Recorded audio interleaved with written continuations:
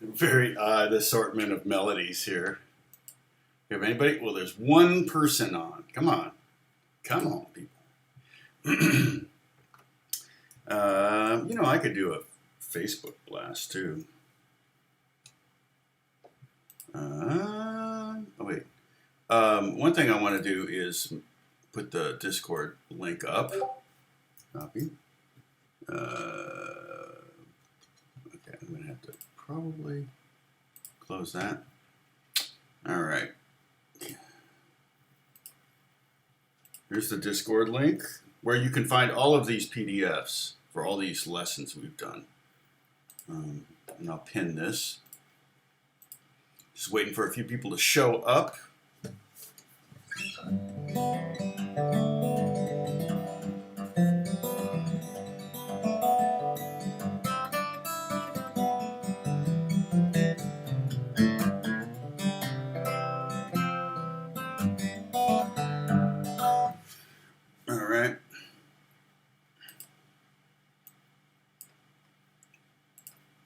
How are we doing on the stream? Okay, that number is good. All right, so just gonna hang out here for a minute and wait. We've been doing reading, and if I go back, you could go back. It should say reading basics or something like that. What does it say? Music reading basics, yeah. So, and I recently kind of came up with a pretty extensive list of reasons to learn to read. There's the first lesson. And again, all these PDFs are at the Discord link for free. You can go to Tom's PDFs or lesson PDFs or whatever tab and download them all. Anything I put up here on OBS is going to be up here on the live stream. Is going to be on, that's where we learned the G string, and then we did chords. Look at all those chords. Oh my goodness.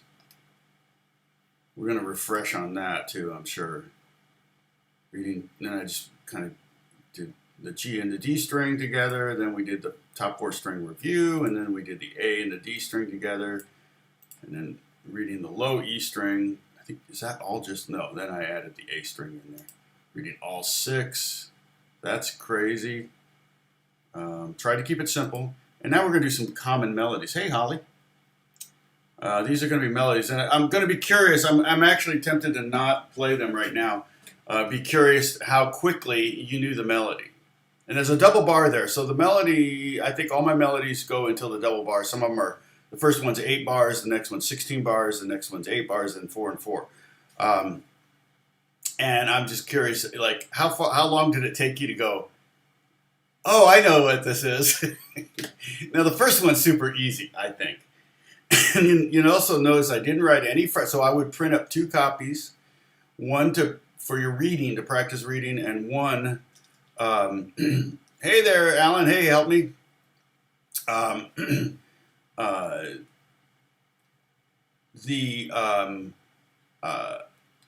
I also would go ahead and print one up that you can mark all up and go, okay, this note is on the high E string open. I mean, there was a TV show, Name That Tune, and that was kind of the whole premise of the song. They would give you clues, and you go back and forth, and you get, I can name this song in 7 notes, and then they give you another clue, and you're like, I can name this tone in 6 notes. It's kind of like a bidding war on naming the tune. And if you knew what it was, you would say, I can name this tune in 1 note, and then they play 1 note. Of course, 1 note's not going to tell you anything, but apparently you got it from the clues. Okay, no worries. Oh, you got the new, good. Jan, you got the new PDF melody. Good. Yeah. So there's 1, 2, 3, 4, 5 melodies there. And I'm utilizing some of the 8th note stuff we talked about last week, right? There's even, at the bottom 2 songs, the bottom 2 staves, there's an 8th note tied to a quarter note. And if you get that melody, you should know that rhythm. That rhythm will be kind of obvious.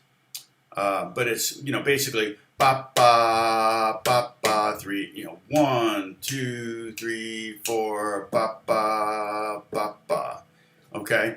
And once you read that rhythm in 5 or 6 melodies in your guitar playing life, you will never forget it. The bottom one has an A flat and a natural sign. So A flat, here's A here, 2nd fret, 3rd string, G string, whatever. 1st fret is A flat. Okay, you're going to need that note. I didn't write that in. I don't know that we ever learned A flat. So there's 2 things on the bottom 2 staves, 2 new things that you're learning, aside from the fact that you got all these notes and these melodies and stuff like that. But let's see who we got. Hey, Joseph, good to see you. David Sillers, I'm here for the entertainment, pretty much doped up on meds. No worries. This is what Eliza had. Okay, so anything David says is going to have to be heavily moderated. Okay, you got that, Holly? Roger, good morning. Good to see you. Jack is like working at Northrop. By the way, he's been working at Northrop since September, so he's digging it. He's staying with us right now. He's between apartments, and he's staying with us right now. And he's actually working. So if I lose internet power, it's probably because he's working on some top secret thing, and the government's shutting me down. So I don't know. Hey, Den Dunn, good to see you again. I think I recognize you. You've been on before. Sam Stamos, good to see you in Michigan. Holly, you're probably getting some of the same heat we're getting. For some reason, you were hotter than us. I always think of, but I know that like Reading gets really hot, or Reading gets really hot. So, yeah, Sam, you've been there and done that just recently. John, good to see you. My teeth still feel good. I don't know if I told you I betrayed my current dentist and went to my dentist of 30 years, and he made me chomp down on all sorts of stuff, like and try to. And he goes, "No, those cavities are fine." He says you don't need a crown yet, and if it breaks off, it'll break off a little piece or something like that. Like the whole tooth's not going to fall out. So I'm trying to be sensitive to it. I don't really chew ice or eat hard candy. I haven't eaten hard candy in a long time. I'm just afraid of breaking a tooth. I'm my dad's son. Both my parents had so much dental work done.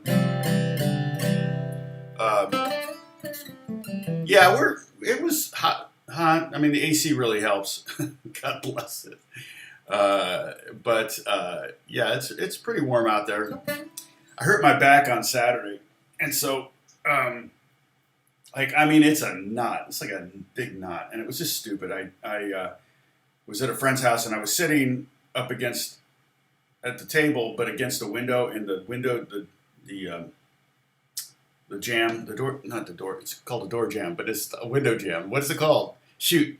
Anyway, it was just pushing on my back, and it was uncomfortable, but it didn't hurt. It was just uncomfortable, and then when I got up, it was like, oh, I'd been sitting that way for like 3 hours. So, I'm glad to see. Well, and John, that was the other thing that was really, really good to hear. My old dentist kind of did some research on my current dentist and said, no, he's not like one of those guys that's always looking to try to get you to do another thing or a new thing or a big thing or whatever. My dentist has plenty of work. I mean, you got to book these things in advance. So he doesn't need to manufacture work. So. Let's see. And so I don't know how many of you downloaded this, but it's at the Discord link. You can download it. Like I said, I would suggest printing up 2 copies because you're going to want to mark one up. Because, again, there's a lot. I've shown you so much in just the last few months that I don't think that I expect you to know what all these notes are. You're more than welcome to write on them. And again, there might be a time where you could maybe put a 0 above open string notes, like the first note is an open E. If you look at the second song at bar 9, the first note is open B. If you look at the third song at bar 25, the first note is an open A. And so if that may help get you started. And then from there, the melodies should sound familiar. So you're going to be probably 90% literally using your ear and 10% using your reading chops. So this is a dangerous thing to do, but at the same time, it's kind of an affirming thing to do. So I'm affirming that music is written melodies are written. It's not just all academic, randomness, which I really hate. And yet at the same time, like the Bell Bay book and the Alfred's books, they'll write melodies, but they're just like cheesy little melodies. So there's no reason why, because I'm not particularly marketing this book. It's not a book I'm marketing or anything. I'm not really worried about copyright issues in this scenario, so we're totally fine. But I'll be curious. You should be able to recognize all of these melodies. They're pretty recognizable, and we're going to play through them. All right. Larson is in the house, or Lawson. Sorry, Richard, you're in the house.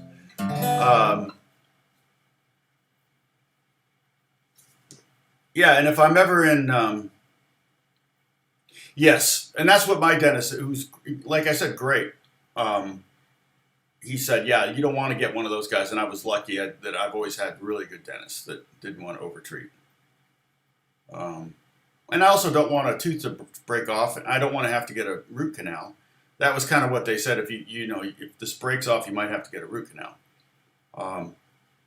And the other thing is, I have a guitar student that actually his office. He just moved his office right around the corner from here after we moved here. So I was kind of like, oh, I could have gone to him. I didn't, but this guy that I've got, literally, I'm not kidding you. I could walk to the office in 2 minutes from my door. So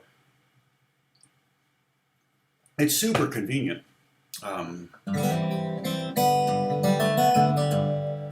So, all right. Hey, Lena, I got your note. I don't know if you saw my reply. G is going to be the next scale I do. I don't think that video series, we'll see. I think it should take off, to be honest. I think it's a really good idea. YouTube is just not giving me any love right now. Let me see how many views I have of that. Because, I had it right there. Okay. So, the 5 songs with 2 chords only has 845 views. And the 3 C major scales has 621. Oh man, sorry, my back is just killing me. Oh, oof. And I went for a run this morning, which didn't hurt the back at all.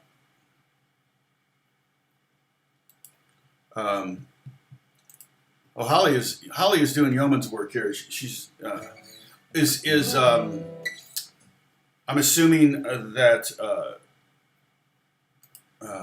We still haven't heard from Dennis, right? Is he okay?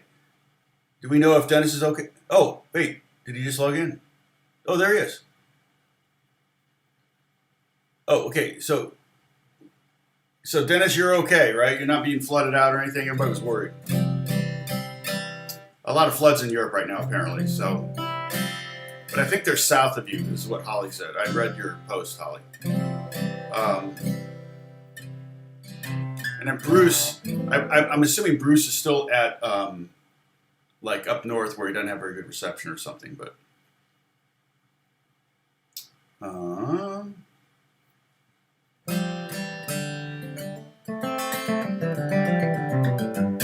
so we can start playing some of these melodies. So one thing you could do, and I wouldn't have a problem with you writing this on there, is the first melody is only on the top 2 strings. I really tried to cluster these melodies. And to be honest, most good melodies do limit themselves to a range.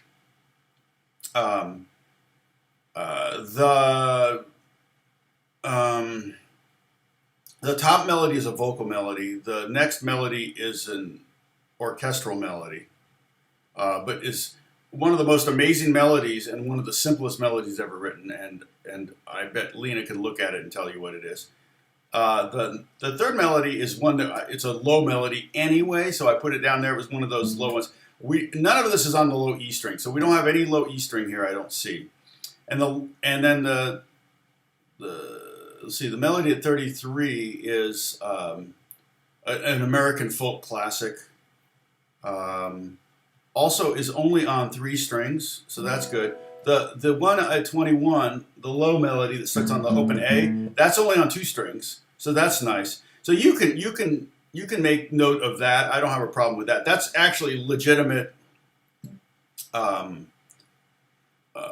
that would be legitimate note taking that I would do if I was handed a chart. I might do something like that. It's, you're giving yourself a little helpful hint. You're not writing. If I got to do a session, I don't write out every note. That would be, I don't need to. First off, and you wouldn't have time. So that's why you learn to read music, so you don't have to do that.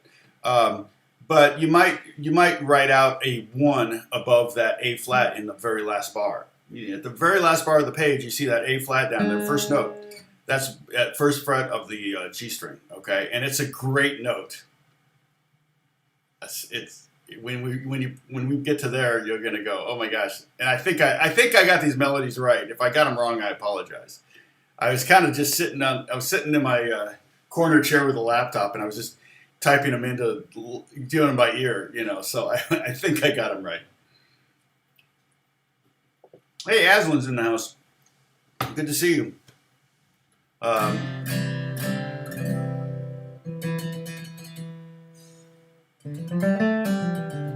Yeah, no, John, yeah. I actually had someone that we knew that they were like David Campbell Family Dentist or whatever, but they actually did low income dentistry and they had offices all over LA. So I think they were millionaires, but I don't think that they oversold because their clientele wouldn't be able to afford the biggest work. So, but they kind of put their offices in kind of lower income areas. So, okay. These are all in, no, they're in different keys, technically. The first one is in the key of C. The next one's in the key of G, but we just don't have an F sharp in it. The next one's kind of an A minor at bar 25. Bar 33 is also in G, but we don't ever hit C.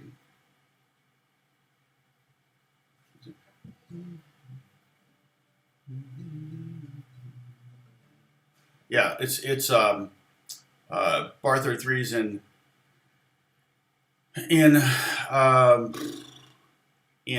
G, and then the last one really is not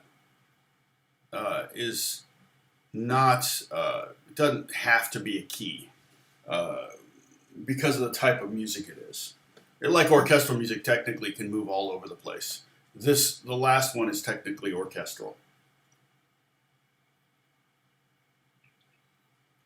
And the rhythm is a little simplified on it. Technically, the rhythm there should be a dotted eighth note to a 16th note. Okay, so let's start playing these melodies. I'm kind of putting it off only because I kind of don't want to give them away. I almost want you just to play them and tell me. I mean, has anyone... So the first melody, bar 1 to bar 8. Can anybody tell me what that is? Go ahead, somebody play it and then go, oh, duh. And go ahead. You can. I'm fine with you sharing it. Just the first melody. We'll go one melody at a time. And once somebody has figured it out, hey, Steve Barry. So once somebody's figured out what that first melody is, then we'll play it together, and then we'll go to the next melody. And I want somebody, because I kind of want you to discover it. I don't want to tell it to you. You know what I mean? How do I explain? Okay, so once somebody's got it, you should have it by halfway through the first bar, in my opinion. But you take a guess, even if you don't know if you know. But by the end of the second bar, you're definitely going to have it. And again, I think it's a tad simplified rhythmically, but melodically, I think I'm spot on. Yes, Joseph Finley, you are 100% right. The first melody is Jingle Bells. Okay, so let's look at this. We got a bunch of E's, right? There's 1 and 2, 3 and 4. Okay, right there's a rhythmic figure that's really, it's like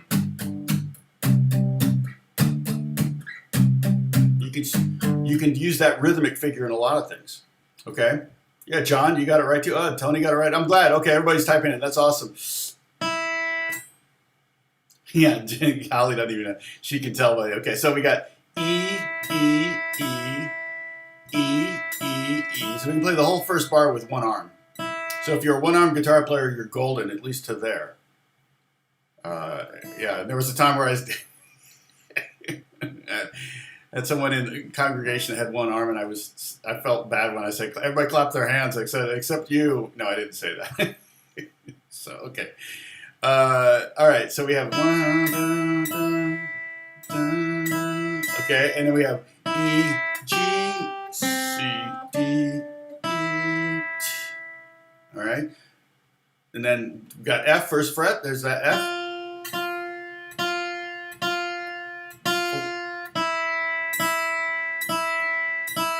And again, you're going to probably use your ear as much as your reading skills.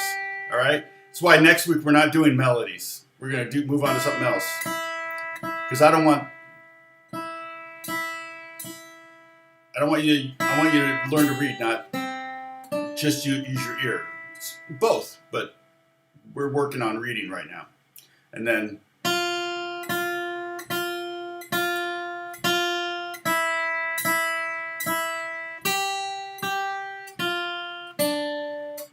okay, so that's the first melody. Tom, everyone's little brother. Yeah, it is, isn't it? Yeah. No, Louie is. So Louie would be the first three notes are right. Get rid of that next note and put a rest there. Bum bum bum. So 1 and 2, 3 and 4. 1 and 2, 3 and 4. That's that rhythm. It's very similar. It's you take away one of those notes and you get it. I am definitely everyone's little brother. I was a little brother and a big brother though. I had an older sister and I have an older sister and a younger sister. So both on the other coast. So we were in Indiana and we went psh, like that.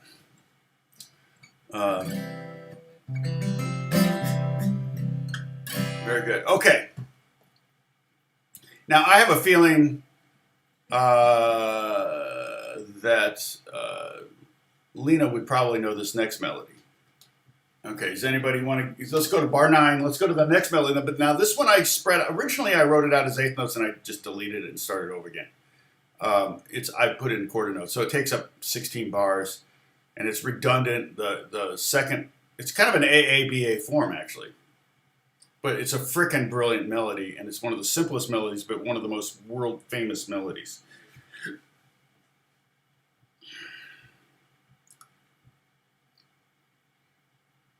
Anybody? Okay, so I'm open to you can take a guess as to what it is. And this one's in the key of G. Oh, thank you, Lena.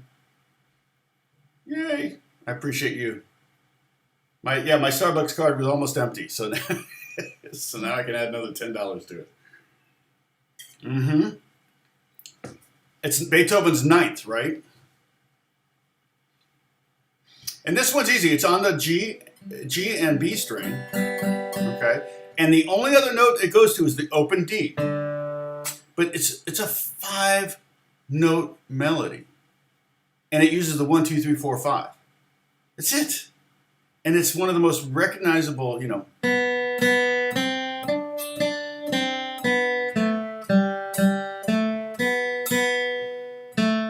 simplified.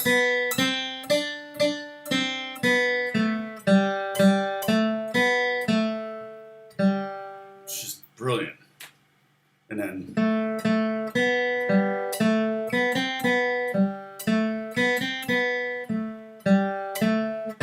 there's our low note. And then normally you would jump right. I think that's a bar of 3, right, Lena? But I didn't do that to you. I wasn't going to go.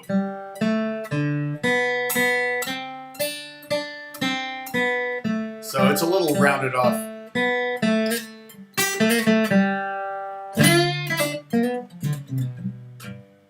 And you could harmonize.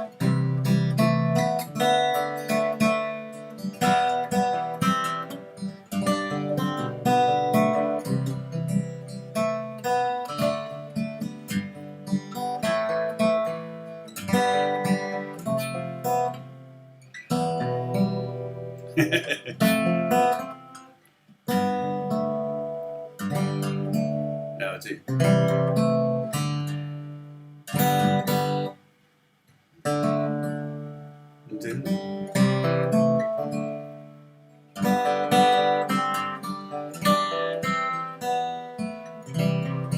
harmonize it any way you want. It's such a familiar melody. Let's see. Yeah. Is it Ode to Joy? Yes, that is the name of it, actually. Yeah, right? Because I'm thinking of Jesus Joy. I was going to do Jesus. I was going to... And then I realized I actually typed it in. I typed it in. And then I realized, oh, shoot, no, it's triplets, not eighth notes. Dang it. So I don't want to bring triplets into it yet. That'll come in the future. We'll do that one in the future. But you can totally play...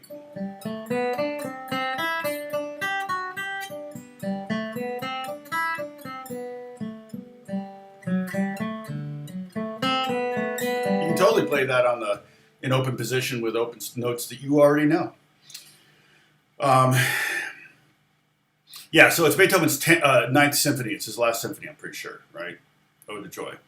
Beethoven's fifth was a bum bum bum bum, but Beethoven's ninth is this one, I think. All right. The next one's a little. Oh well, we can play this together. Should we play this together? Open B string, first fret C, third fret D, again D. First fret C, open B, second fret A on the G string, and then open G twice, back to A, and then B to A. And one thing you can do is just like play that. Play G, A, B, C, D. I think that's right. Hymn of Joy, joyful, joyful, we adore thee. Yeah, I think you're right. A lot of hymns are repurposed melodies. Aren't some of them beer songs? One of my favorites is A Mighty Fortress. In Mighty Fortress, a mighty fortress is our God. I think it was a beer song. So I always imagine at the end of every phrase, it's a mighty fortress. Let's see, a mighty fortress is our God. Two beer steins together, and then da da da da da da da. It's very not exactly what you want to be thinking about in church, but it just makes me laugh. So,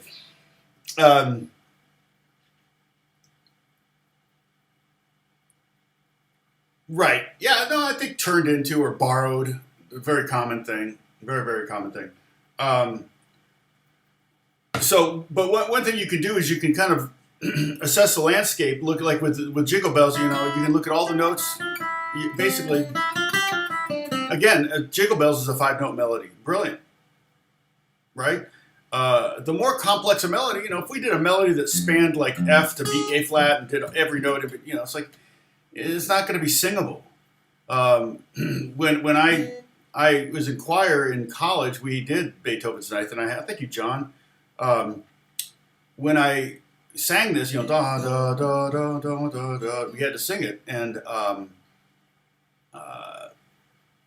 it's just super easy singing. Now I was singing the bass, so it wasn't that melody, but or maybe I was singing tenor. I don't remember.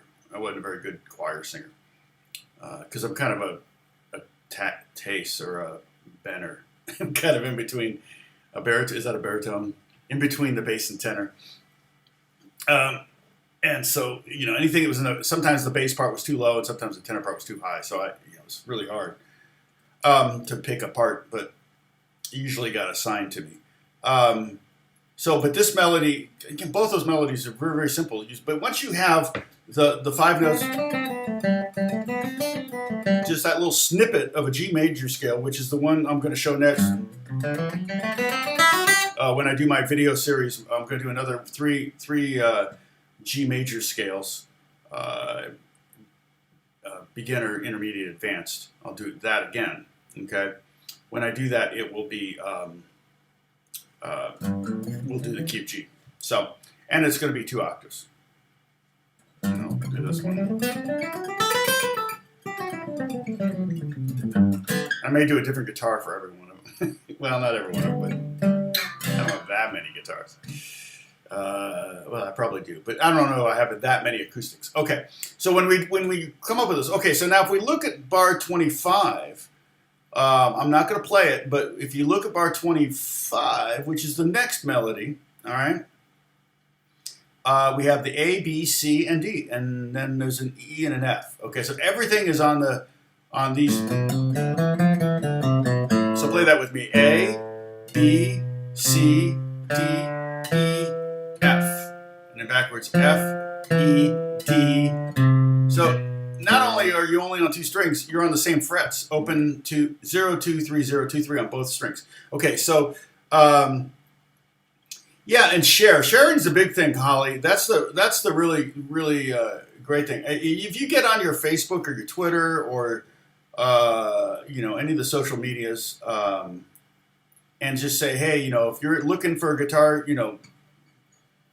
information, check out Tom. I did just pass 95,000 subscribers, which is exciting, but boy, is it going slow. And the revenue is like a third of what it was just even 2 months ago. So I just think, again, mainly, and I've said this from the get-go, it's when 70% or more of your viewership is from one video, and that video starts to get older and seen by everyone who's going to see it, then it's just a natural, I think, thing. I don't know that I'm being throttled by YouTube. I can't imagine they would do that. It doesn't make any sense. And the other thing is just the nature of YouTube. I forget what the number is. It's some insane number of minutes uploaded every day of new material up there, and this is included. So every time I do a live stream, it's potentially 120 minutes of new material that's added to. Think about that times millions of users. There's a lot of competition for the eyes. That the number of people going to YouTube on a daily basis doesn't change very much, but the cumulative total of of minutes of video up there does change every day. So yeah, so that's a part of it too. So I'm hoping that I'm going to hit catch lightning in a bottle again. That would be nice. Yeah, 95K is pretty cool. So we're going to celebrate at 100.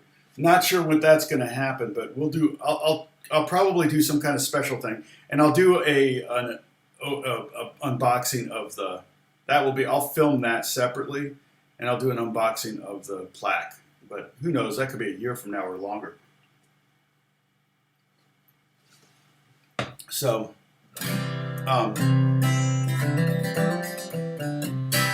but I do think that the new scale series is actually going to be. I think it could catch on, and I might as well just do all the scales. So I'll do like most of the major scales, or at least get the first, like C, G, D, A, E, maybe even B. There's really no open strings except that open B. So they're really very little difference. So I'll probably go to different major minor scales and things like that. So viewing time, yeah, definitely. And then okay, so this next melody, has anybody played it yet? Okay, see if you. I forget the name of it, so it might come to me when I play it. But oh, does it? Oh, that's cool. Also, that may be why they're slowing me down. They don't want to have another person talk to you. Yeah, I do know, and I think at 20,000, I could technically go to the YouTube headquarters and film there, but I think you have to pay for it, and I have no interest in doing that. Hey, Sam's back. So let's see. So the melody at 25. So again, it's just on the A string and the D string. Anybody know what that is?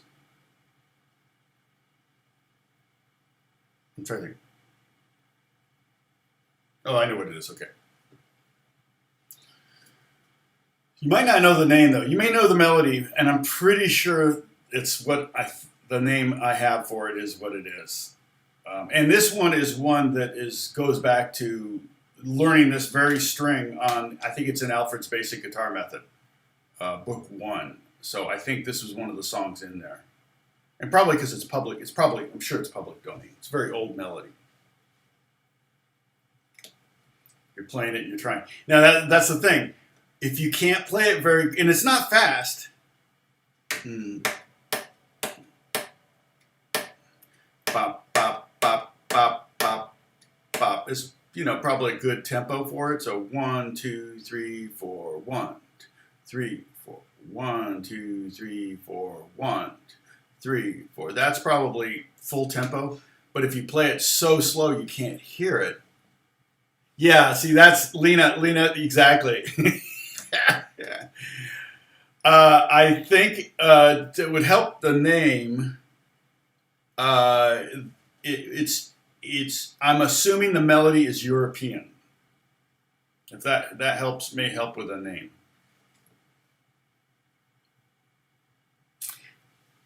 That's Steve, exactly right. And I do try to come at things at least 2 or 3 different ways, but there's 5 or 6 different ways of learning.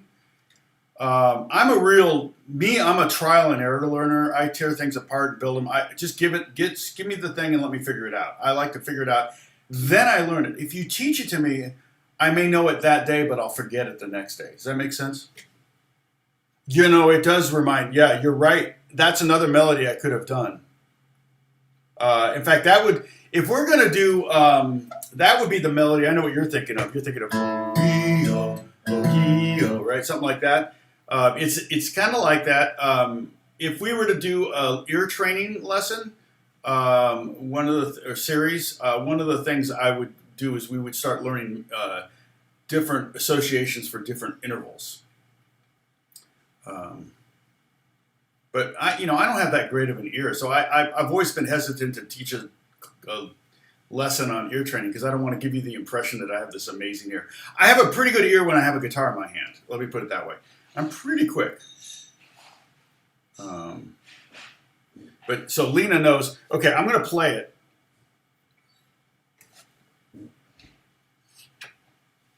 Oh yeah, see, Lena, I thought that would be cool because and you notice at the end of the video I played 3 different styles using those, and I forgot. See, what I did was I did like 2 different endings, and I didn't like the first one, and I redid it.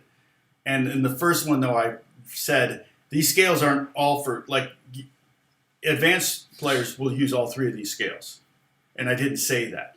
But it's like, yeah, these scales are great for bluegrass. This scale is really good for bluegrass. This one's really good for jazz, and this one's good for metal. And because I thought, oh, you know what? I'll add that to the end, and I didn't without saying it. So, okay, go back to work, John. Hey, oh yeah, I already talked to you about this, John. The whole losing. My dentist said he has tinnitus really bad, and I think in his left ear because of the drill, all those years of drilling. So yeah, it's brutal. Hopefully, you don't have too much tinnitus. Okay, so the melody is.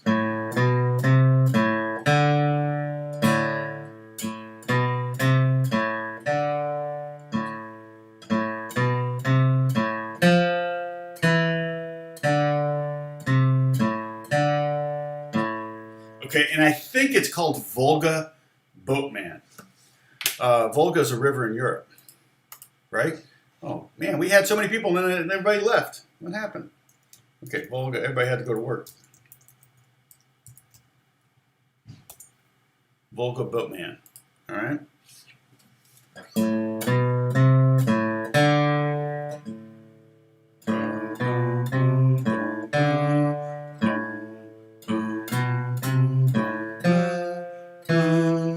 Something like that. Does that sound familiar?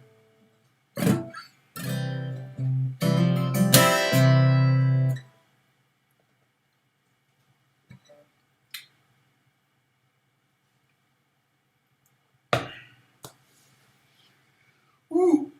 Oh man, that back.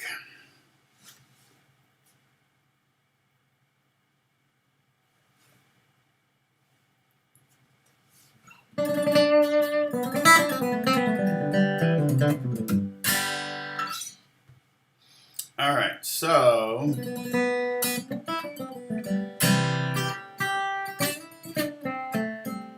yeah, the melody should sound familiar, but the name may not. That's, if I enter Google Volga,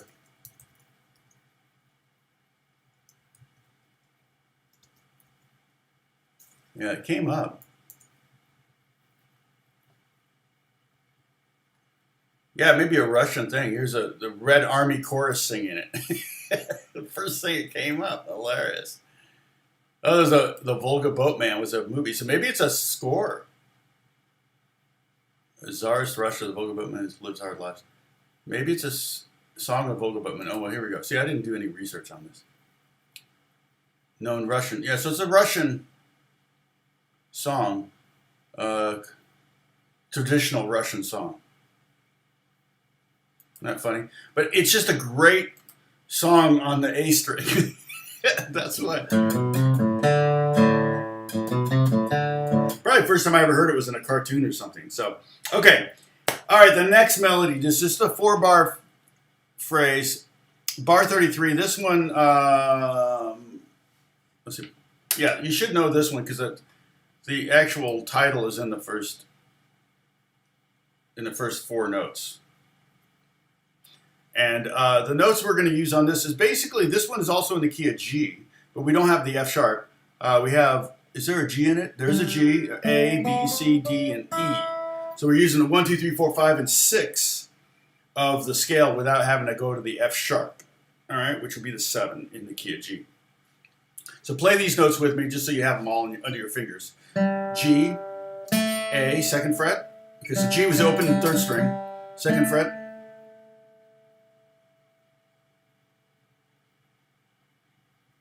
Oh, interesting. Sam's always such a source of knowledge. And then B, or it's just reading Wikipedia, typing it in the B, open B, 2nd fret is, or S. 2nd string, 1st fret, C, D, and then open E. Play E, D, C, B, A, G. Those are all the notes in that melody. Yes, Steve Barry got it.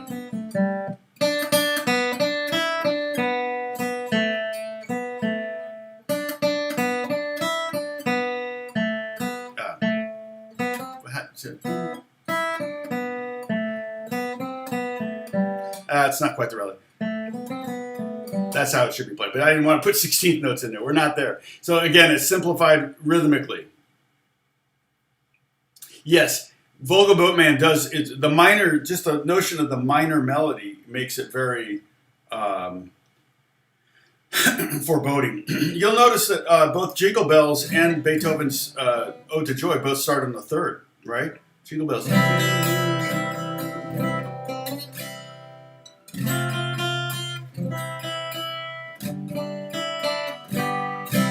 Start on the 3rd. The melody's on the 3rd of the scale. Same thing with starts on the 3rd of the scale. Vogelbachmann starts on the root of an A minor. I guess you could make it even more foreboding if you played it instead of A minor, you made it A Phrygian, so that B would be flatted.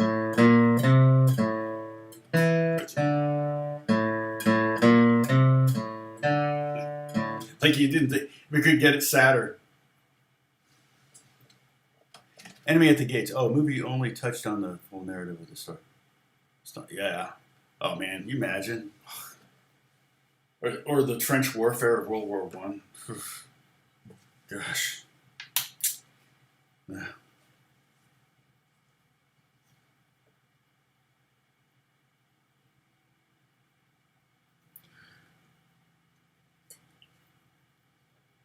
All right, so we have one more melody. One more melody. Oh, well, do you want to? Well, just, you know what it is. You can write the name of it. I don't care. I know you're going to use your ear when you read these, and that's fine. This is a good kind of, and Steve Barry, I'm kind of, kind of talking to you too. This is a good merge of two skills, right? There is zero reason why your ear should not support your music reading, okay? It's not an either-or situation. Too many people think, oh no, I can't read music, I'm an ear player. Complete, makes zero sense. Oh, and I will tell you, it's rare that anyone's 50-50, okay? Like, if anything, I skew to being a better reader than to being having a better ear. And it may be because I can read that, and I'm used to doing situations where they give me music for things that I don't really have to use my ears so much. Whereas Alex has a better ear than his reading chops. And a lot of times when he was doing playing worship in the guitar in the worship band for youth, they wouldn't have charts. And they would say, here are the songs, and you'd have to memorize them and figure them out and memorize them. And so, or they might have just like a lyric sheet with chords written on, but the guitar licks wouldn't be there. So he'd have to use his ear. My ear got pretty good when I was transcribing George Benson solos, Wes Montgomery solos. Not so bad. I had a lot of Wes Montgomery. There are a lot of books of Wes Montgomery's that I had, but Charlie Parker was the big one. Man, that thing, I got my ear so good.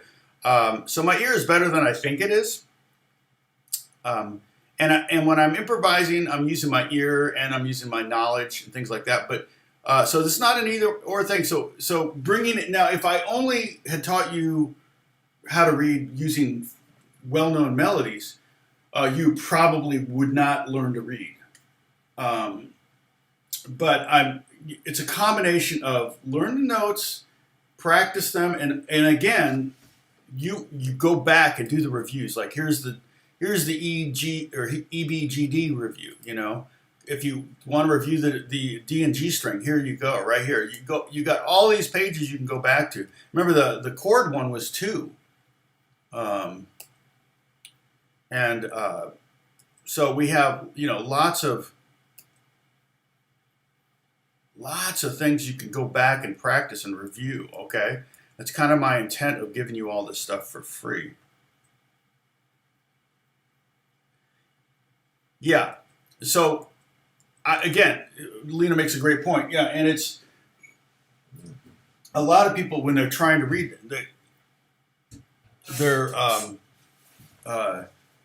their ear's too good. And like, for example, Lena, if you're practicing this page, if you did this page more than twice, you'd probably be playing it by ear more than you would be playing by note. But that's not true, because even if you've memorized it or using your ear, you're still using the notes to kind of remind you. When I play classical guitar music, I played some of these pieces 1,000 times, but I still put the music in front of me because I'm afraid I'm going to forget, and I'm going to get to a spot in the song where I'm like, oh shoot, what is that note again, or what do I need to play? And having the music in front of me is always good, and it kind of keeps me on track, even though I may not need it. Somebody could cover up the music, and I could probably still play a lot of the pieces that I would play. So the music was more of a security blanket for me. Okay, but the key here, Lena, is to just read this page down once, even if it's super slow, even if on guitar, and then just even if it's super slow, read it through once and then put it away and don't read it for a while. If you read it 2 times in a row, second time you might be using your ear more, or if you did it 2 times in a row, the third time you're definitely going to be using your, especially if your ear is good. So that's kind of why I put this melody. Now, anybody got this? Oh, yes. Oh, Joseph got it. Joseph, sorry, Joseph, I missed that. You got it. Yeah, you beat me to it. And it's a particular character. What character is this? Do we know? Because John Williams is so great. It's so good. It comes up with such great melodies. And I mean, this melody is...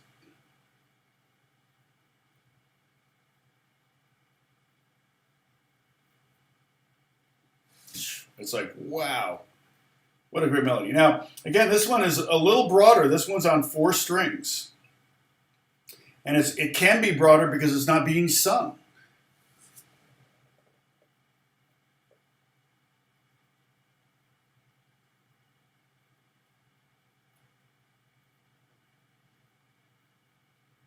I'll have to check out that movie, Enemy at the Gates. And they made it into a movie. Was the movie called Enemy at the Gates? Sam?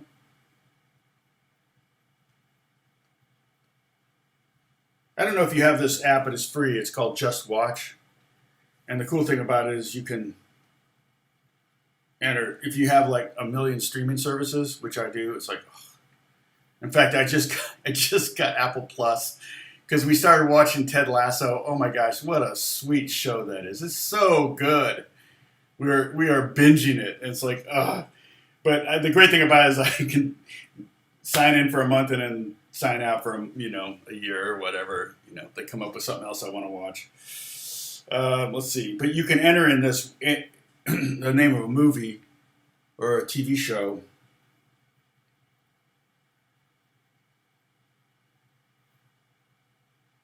Yeah, here it is. Enemy at the Gates. Stream. Oh, yeah. It's on Hulu. That's great. We have Hulu.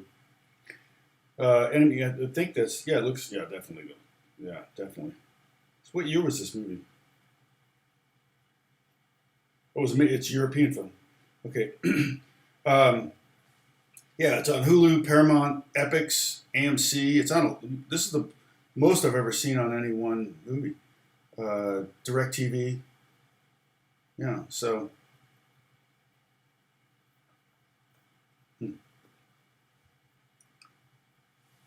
I have to add Apple TV to my list now, though, here.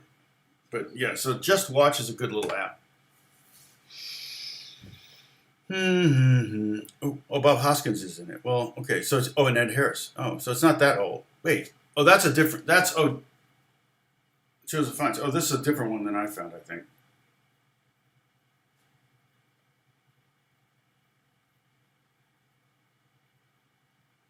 Oh, no, it's right. No, it's right. Okay.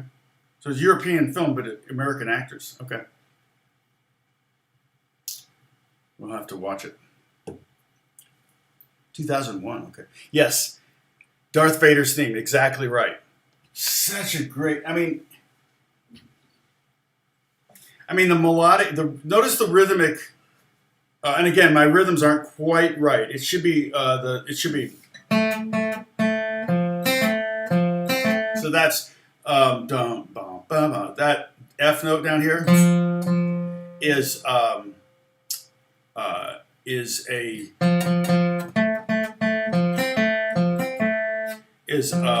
should be a dotted eighth note, and then that C note up here should be a 16th note. But I've written it. Okay. Now, at first glance, you go, well. Okay, starting on the third. It's interesting. He's starting on the third, and yet is it. There's not really a harmony. I mean, you could. It's not. It's not. It's definitely not F. Is not the harmony there. That's the thing about movie music, orchestral movie, whatever. It doesn't music. It doesn't have to have a harmony all the time. It could just be single note, a melody. Oh no, we're losing. Why is it? Okay, hopefully we're not buffering. Sorry about that. Right, but I mean, Jingle Bells starts on the third, right? Okay, so this is very simple. It's an F triad. But part of it was, again, very militaristic. And so John Williams would use devices that were already well established, and intervals that implied, there were certain intervals he would use. He would use a minor sixth a lot of times for kind of sadness or desire or missed opportunity or something like that. It was.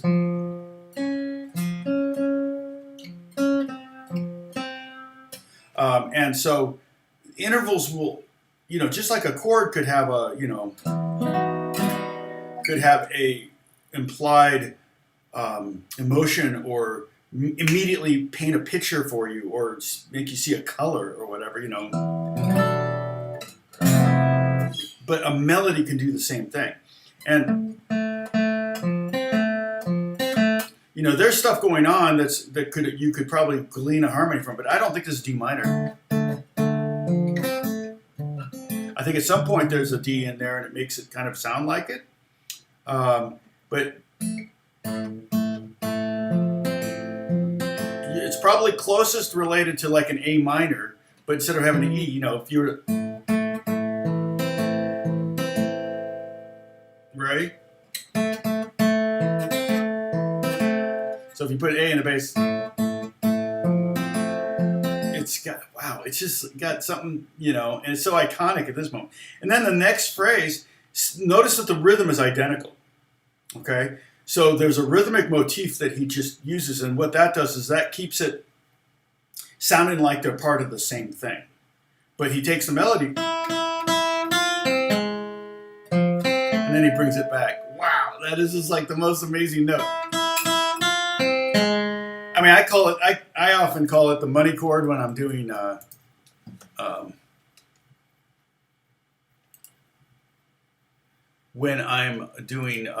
writing pop songs or whatever. You know, it's like I always like to have this one chord that's like, whoa, where did that come from?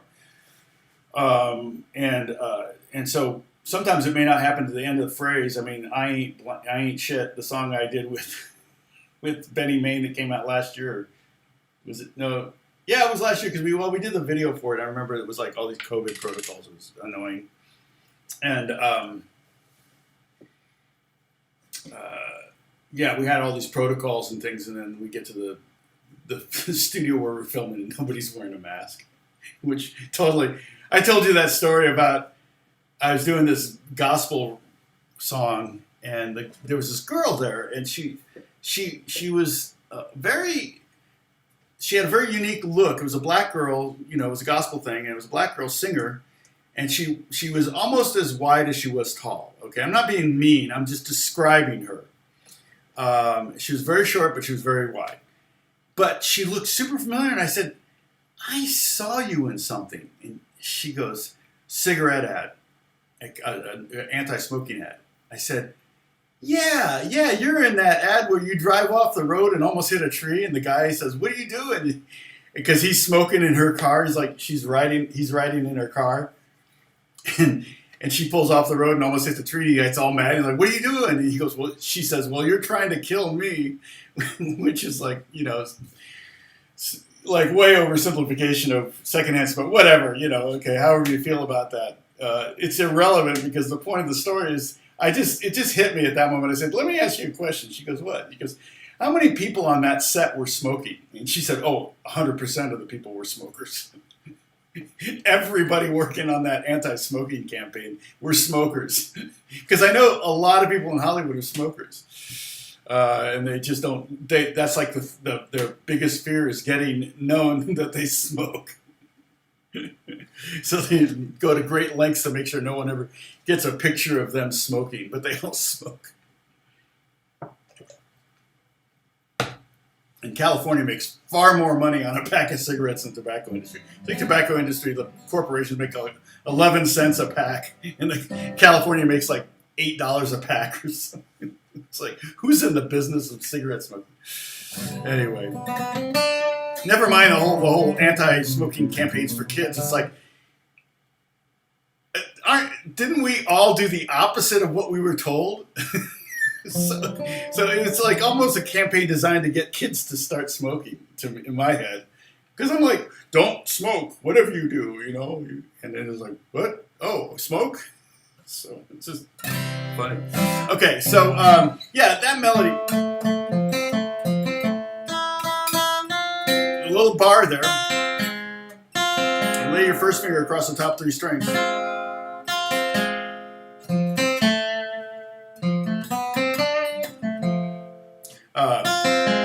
Such a great. So that's definitely F minor.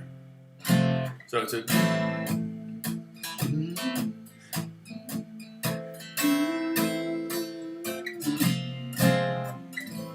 Yeah, it's definitely A minor is the harmony there. Now that I think about it, the fact that it was an F major triad was kind of throwing me off, but it's definitely because that movement is very, very common, not only from John Williams, but in a lot of movie scores, where you take a minor chord and you move it either a minor third or a major third. That's a major third movement. So F to.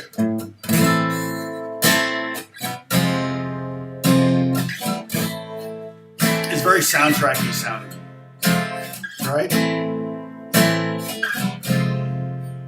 Yeah, the A flat is an accidental because the key technically here would be A minor.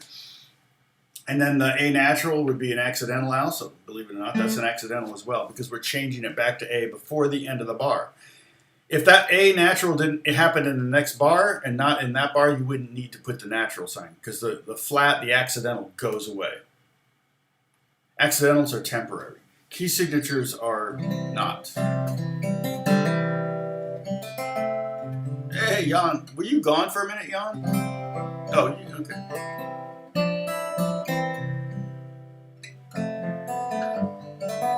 Oh, I had that. A friend of mine mastered that track, and so I'm that gypsy jazz track. So I'm going to post it. I think I'm going to go to TuneCore. I was going to do CD Baby, but I think I'm going to do TuneCore. And I'll try to do some kind of push on it. I'm working on coming up with a PDF for it. So if people want to buy the music for it, I will do that. I don't know if it'll generate any revenue, but I may do a video of me playing it, as well as a video of it coming out when it comes out. Guitar is strong with this one. Yeah, exactly.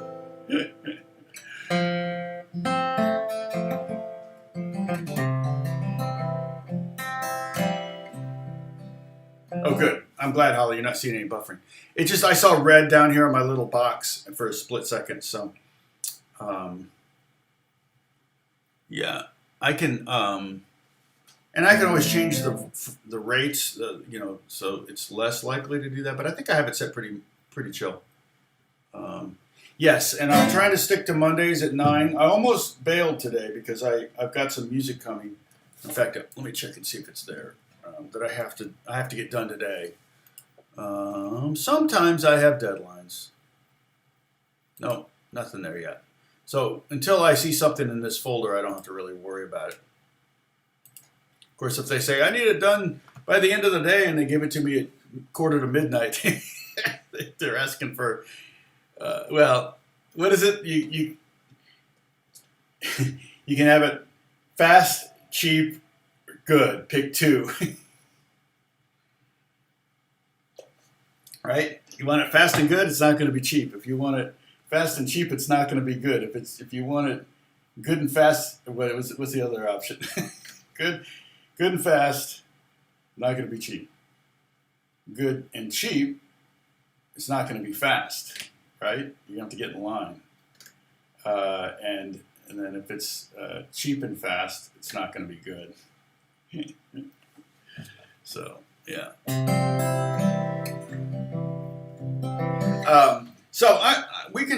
I can play through these melodies. Again, this is more for, we're going to, what are we going to talk about? Well, we're gonna continue. I think I'm gonna do more review. I may do a review of the bottom 3 strings or something like that, and then maybe do the kind of work our way up or something. I haven't really decided. Also need to kind of bring in some chords, so we may have to do some chords stacks. I want you to start to see those as well. But one thing I want to do is start dealing with more syncopated rhythms with the 8th notes, and then once we start working on some of those, okay. I may even do a lesson on how you can take when we get to when we get to 16th notes, I'll teach you how to simplify 16th note rhythms to 8th note rhythms or 8th note, and then even to quarter note rhythms so that you can read them slow and then go, oh, it'll be one of those moments. Because every single rhythm that looks complicated in 16th notes is a rhythm you've heard 1,000 times. There's nothing new under the sun, particularly when it comes to rhythms. And so, I mean, oh, did I talk about the guitar in your hands? Oh, no, I haven't talked about it. The Loudon. It's an Irish guitar. Really good for fingerstyle. I've got it out because I'm actually working on my next recording is going to probably be this, which is a fingerstyle thing that I wrote for my daughter. I just have to. The problem with this is like with the gypsy thing, I could punch in all those phrases, like get it down and then punch it, record it. And I did it all in one sitting so that I would literally have sonically the guitar and the mic and all that stuff would be the same, and it wasn't that hard. And I just transcribed another one, so I've got another gypsy jazz thing on the burner. But this one is fingerstyle. It's in standard tuning. I have things I've written in Open D and Dadgad. This one's actually, Ebony fingerboard. And it's let's see.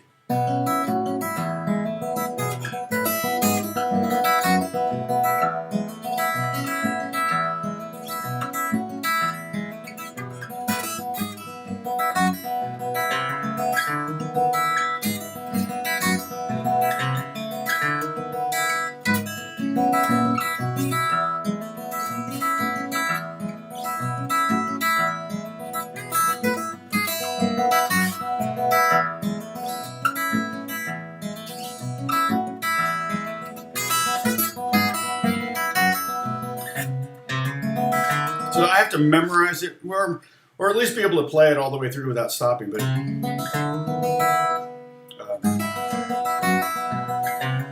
I may slow it down. I haven't decided on tempo yet.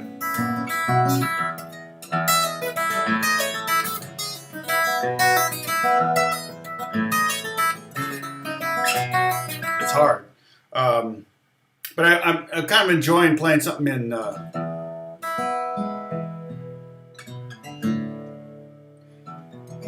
E, which is kind of not, and I'm implying C sharp minor in there. I think with that phrase here, I'm doing so E, A, then C minor, and B technically, and again E, A.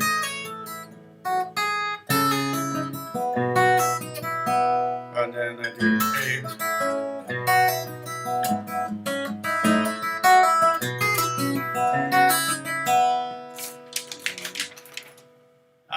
here's the original.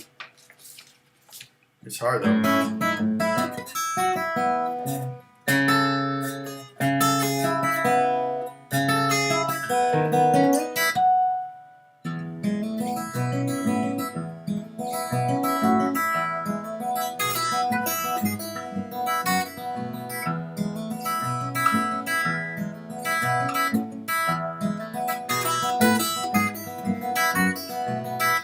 It's what I'm trying not to do is those pull-offs. Was it? I'm trying not to do them as grace notes. I'm trying to make sure that I give each note that triplet value. Da da da da da da da triplet. For the most part, it's almost all in 6/8 or 12/8. Actually, I have it written in 12/8. But then there's some. Is there any quarter? No, there's no real. No, there's no 4 against 6. I thought there was, but no, it's not. This thing is. That's kind of weird.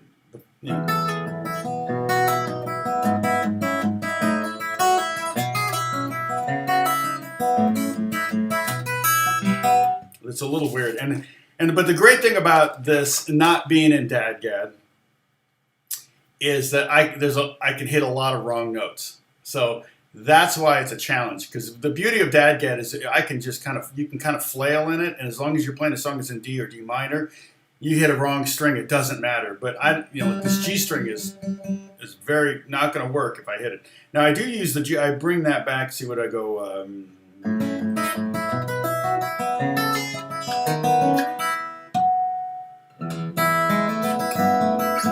I go to G for a second there.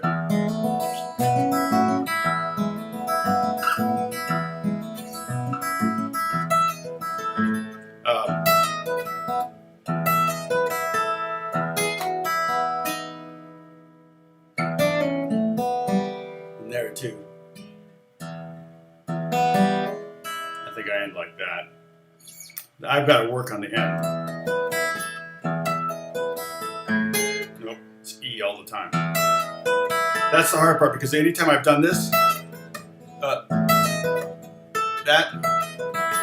I've always gone to the A note in the next, but this one at the end it stays on the low E.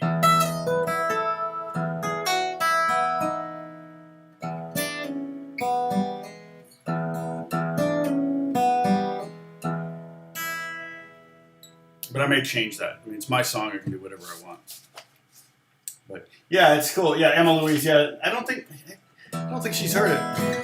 There was a period of time where I was writing a lot of fingerstyle stuff, particularly when we would go to Michigan and I brought my guitar with me, and I get so bored on vacation. That's why I like to go to Europe because there's so much to do. But my wife knows, like if we go to Hawaii, if we ever went to Hawaii, I'd just be like, oh, I need a guitar. Got to do something. When we go to Europe, it's like, oh my gosh, let's go see this church, or let's go see this museum, or let's go walk down this street, let's eat at this place. And that's why I like going to Europe. We were talking about a trip next year. Once all this COVID stuff kind of settles down, hopefully we can take a trip. Although, actually, it'll be an isolated trip because we're thinking of sailing along Croatia. So we'll sail and we'll stay on the boat. So we'll be totally quarantined. But yeah, it's an ebony fingerboard. I think it's cedar. It's an F22. You can look it up. Loudon, George signed the inside. He sold the company, so I don't think he makes them anymore. And F22 is the model number. Really cool, like split saddle. See that?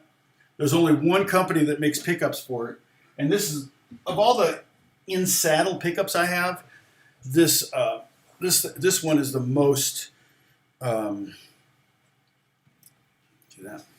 This one is the most. Actually, the best sounding pickup, and it's who made it? Something Mountain. I forget who made the pickup, but it sounds great. I know, right? So we'll see. Jack's a sailor. Beth is learning. Emma can sail a little bit. So between the five of us, Alex could probably. I mean, we're all gonna kind of help out. I think there's gonna be a couple nights though. Beth and I like take the dinghy in and stay at a hotel because, I mean, it may be magical.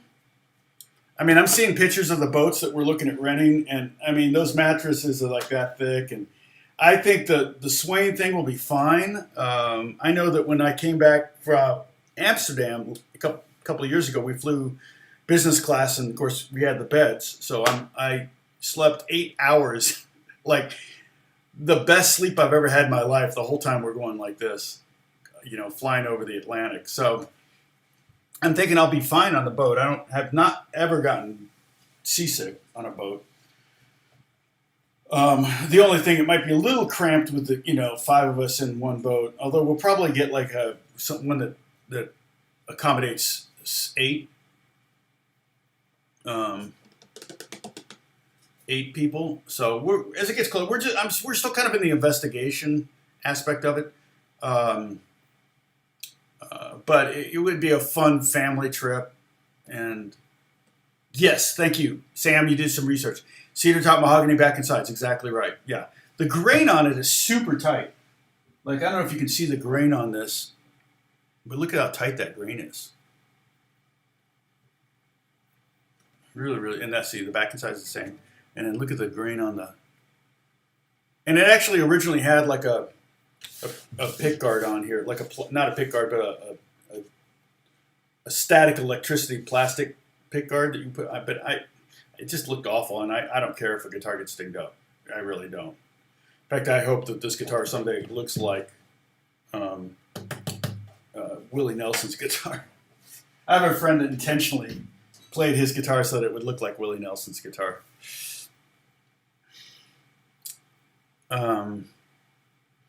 Yeah, I mean, it's kind of one of those things now.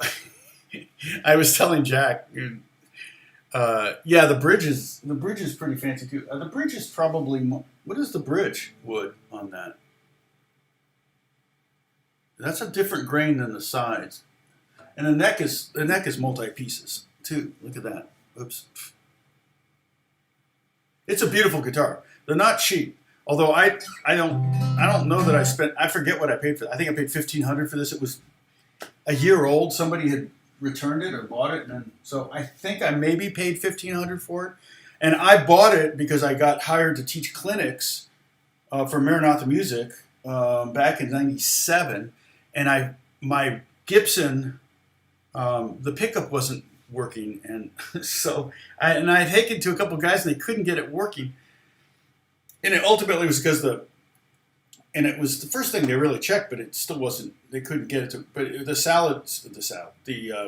saddle was like not making even contact with the pickup, and so I went shopping and I knew what I was getting paid for this, and I'm like, it was paid pretty good, so I was like, I can afford a guitar.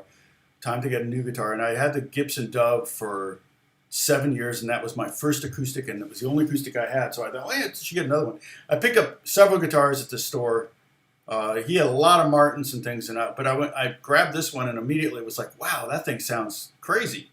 Very different than the Gibson. So I knew I didn't want another Gibson. It's foolish to have, 5 acoustics that all sound alike. So I bought that one, and because it sounded so brassy compared to my Gibson, right? And my big Gibson. Rosewood bridge. See, there you go. So it's got rosewood, ebony, cedar, and mahogany. That's crazy, Sam. It's like, God bless those guitar makers. Yeah, rosewood bridge. Okay, maple binding. So it's got 5 different woods on it. Well, the maple binding is definitely stained because it's very dark.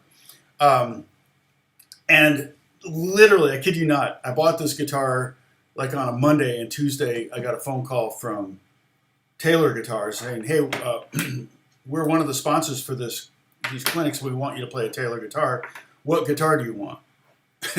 I'm like, I just bought a guitar. I don't know if I can afford another one. And they said, no, we're going to give it to you. And I said, oh, shoot, I don't know. What should I get? And they go, well, the other guy's got an 814, so that's a great guitar. We'll send it to you. I'm like, okay. So literally like 2 days later, I had another guitar. So I went from having 1 acoustic to having 3 in a week. And it was pretty cool to get that nice of a guitar for free.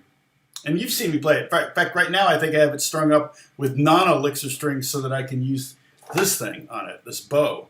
And I really haven't done anything. I did like 1 game with it and haven't done anything since then. Hey, Sham, good to see you.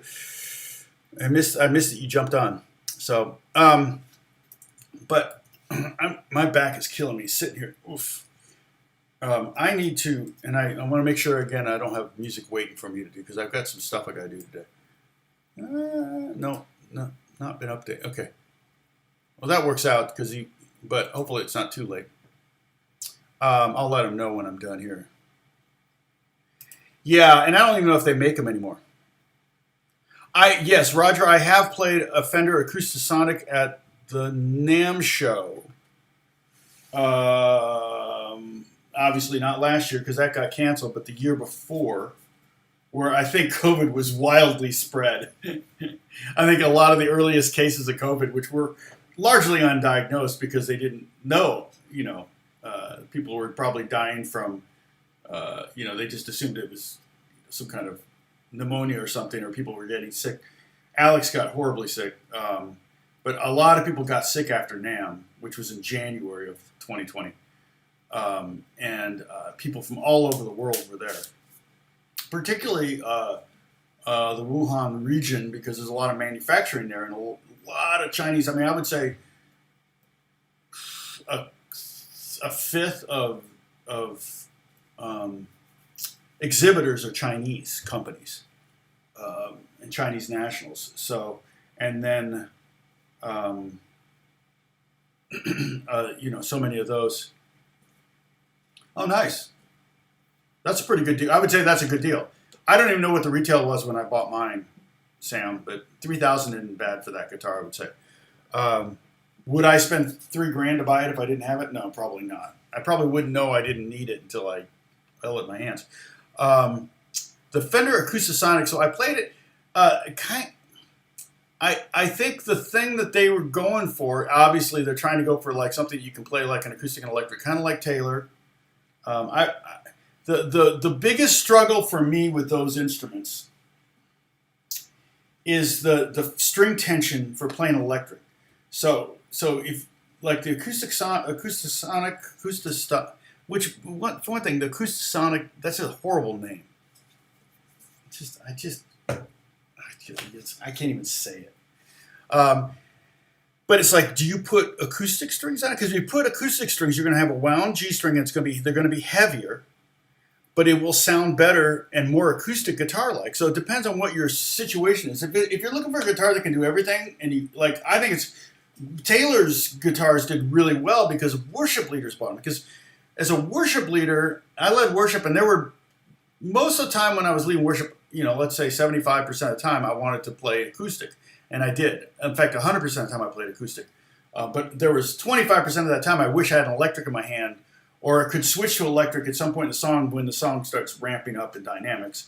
Worship music is very dynamic that way. Oftentimes you start somber and you kind of build. And so acoustic's perfect for that. But then once everybody's playing, your acoustic guitar just gets disappeared in the mix. I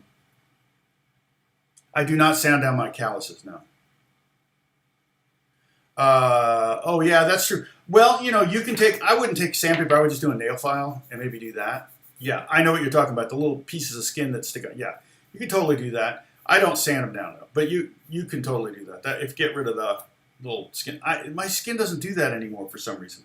I always say my skin relearned how to grow on the tips of my fingers, and it just grows because there's soft pads. They're not calluses. I had calluses back in the day, and then when one would fall off, oh, then you got tender skin under it. It was the worst. I don't have calluses anymore. I just play all day long. So I think it's just one of those things where because I have a guitar in my hand so much of the time, the skin doesn't ever have a chance to really callus.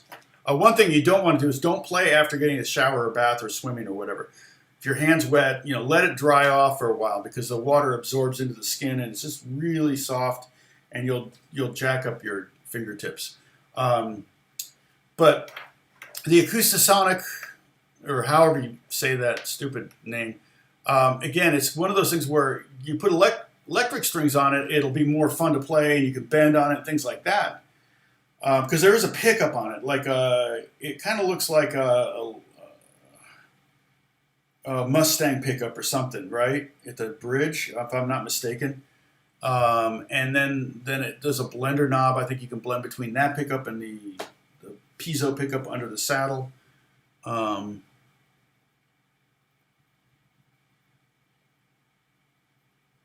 That's interesting.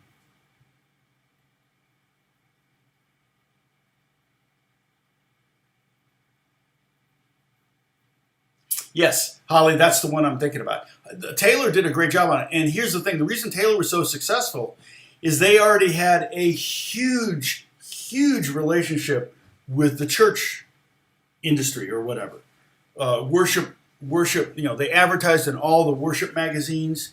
Bob Taylor is a guitar player in a worship band, always has been.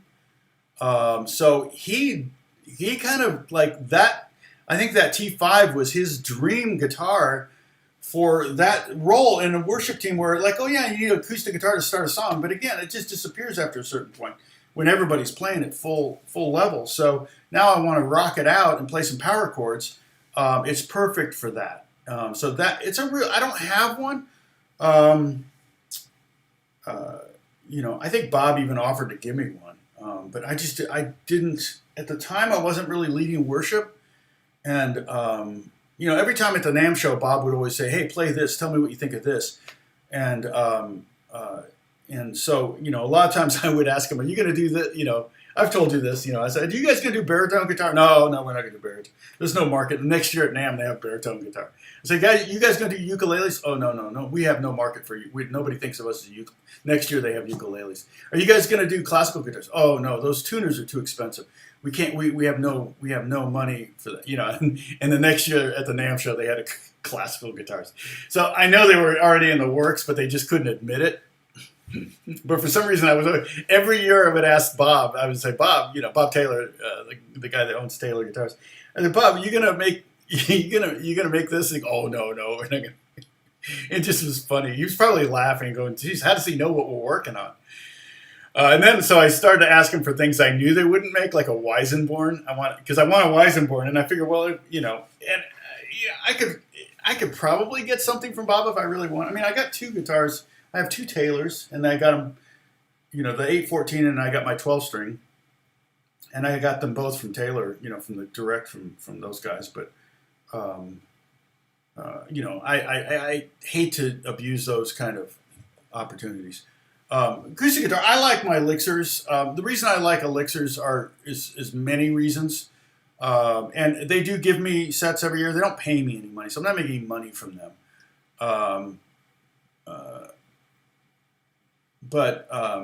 Acoustically, the T5 really doesn't project at all. I don't think the Acoustasonic did either. My remembrance was that, here's the thing. Sorry, I'm getting so sidetracked. You guys help. Somebody make a list of all the things I got to talk about.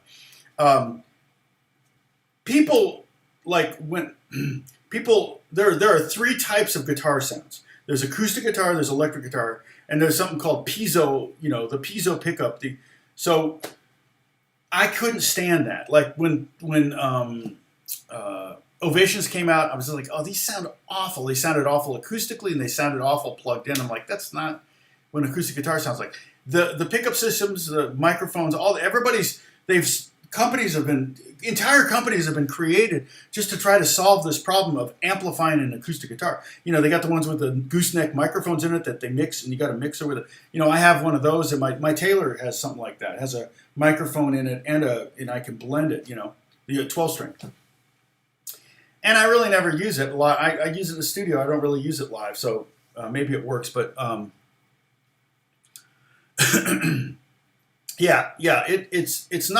it's not like playing an electric guitar unplugged in, right? It does have some hollow. It has some cavities in it, so it does have some acoustic qualities to it. But it's not like you couldn't. I don't know that I would ever use it for to mic it in the studio like that. It's really designed to. Oh yeah, Pacific Blue. That's really pretty. So generally the Fender one also not, and I think the reason the Taylor one was so successful is because it really was designed for that worship leader. And there's 100,000 churches in America that have worship bands, so it's a huge market. I mean, there are companies that manufacture PA systems that almost exclusively deal with churches because. Our church seats 3,500 people. I mean, we built our previous sanctuary seated 1,500 people. So churches are being finished every day in America. Another big sanctuary is being finished. So they need PA systems, and they need staging and miking and cables and all this stuff. Wireless. I'm not wireless, but a lot of the singers, all the singers are wireless, and the mics are wireless and everything. So there's so much wireless technology at my church. It's like, it's the bandwidth is insane, and so Fender is only now starting to kind of develop that and advertise more to like in worship magazines and stuff like that. Not that I would know. I don't subscribe to any of the magazines anymore, but they're definitely targeting. They realize that's their target demographic. And there were many, many times I wish I had that. So, but again, the hard part with it now, Holly, what kind of strings do you have on it? Do you have an electric guitar set? In other words, an unwound G string, or do you have a wound G string on your T5? That's the question for you. Sam, was it that was asking me about strings? No, Gary. No. Who was asking me about strings? Calluses. Okay, I got that one. Lena. Oh, what strings?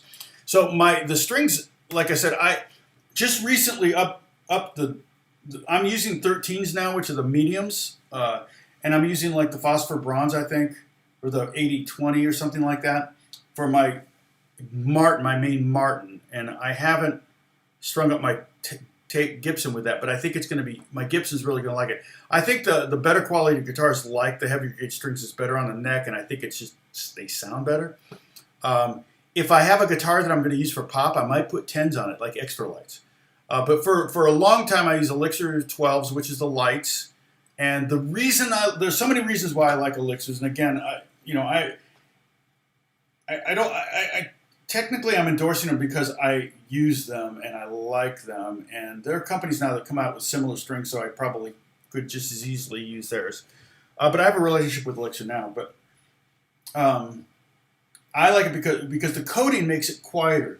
Like, now this, like that, without coated strings is just quick, quick, quick, quick. And when you're playing, like, in the studio,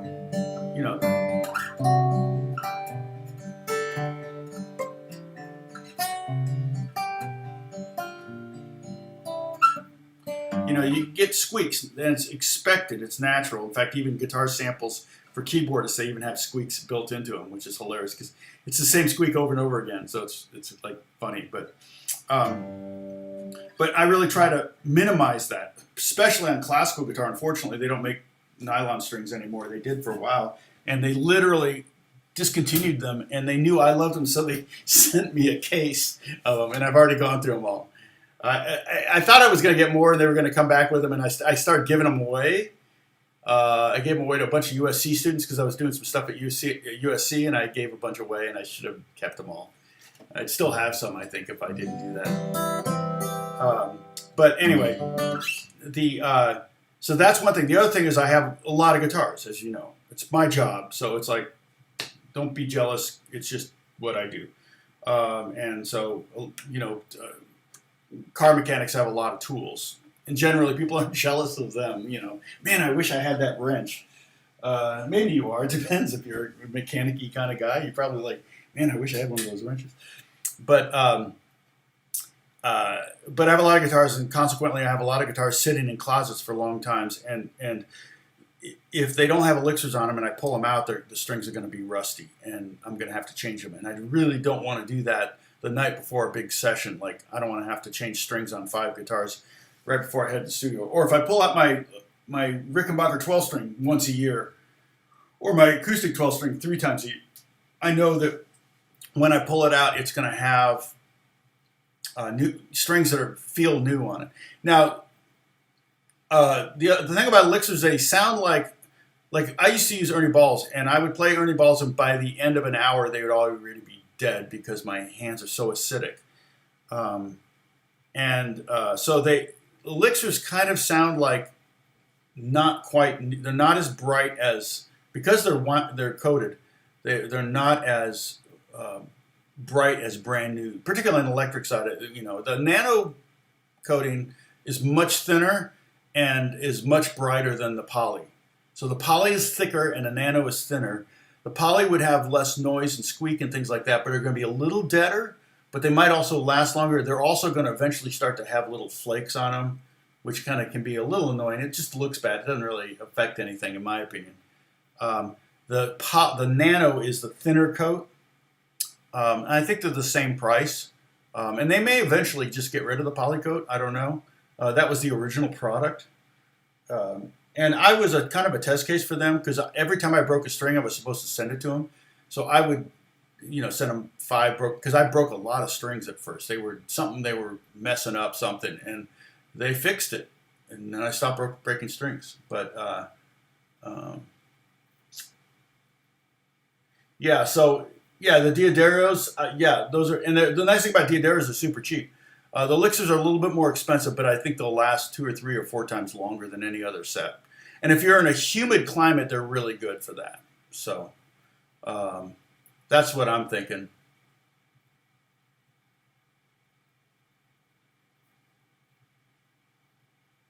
Yeah, okay, so Holly, did you answer my question? You use electric strings on it, yeah. Nano, the 12s.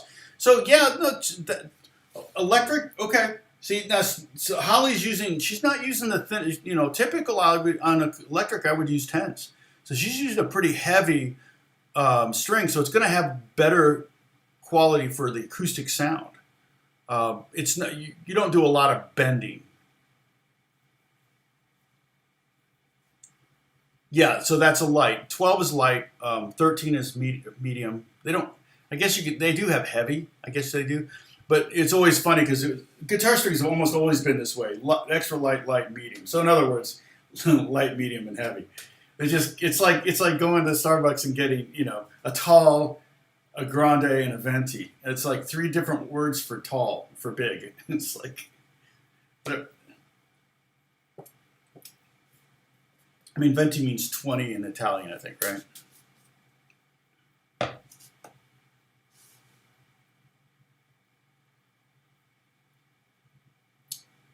D'Addario. Oh, funny. D'Addario. I've always said D'Addario. Sorry, D'Addario.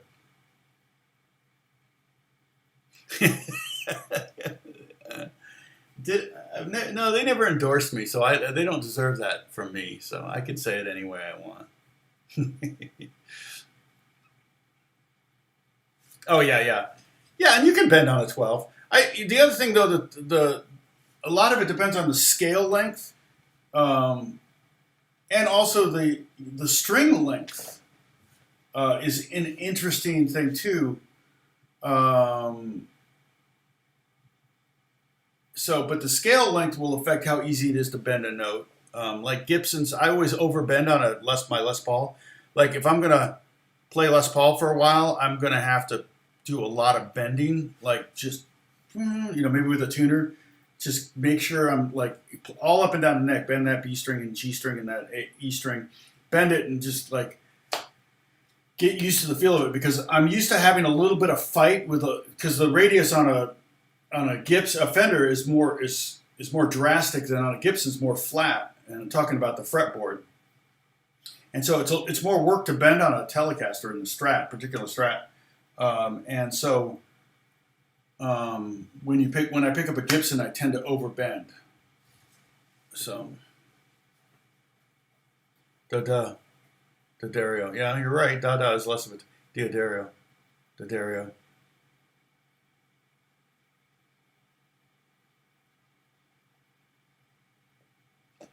Well, maybe I'll say it right from now on. I don't know.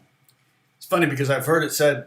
I'm sure I wasn't the one. I heard D'Addario, and that's what people say.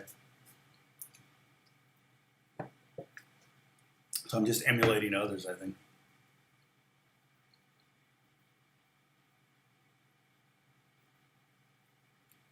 Oh, the string company has dedicated a page and a video clip to it. Hilarious. Well, then I could start a company called D'Addario. D-E-E, Addario, and I'll get all their business.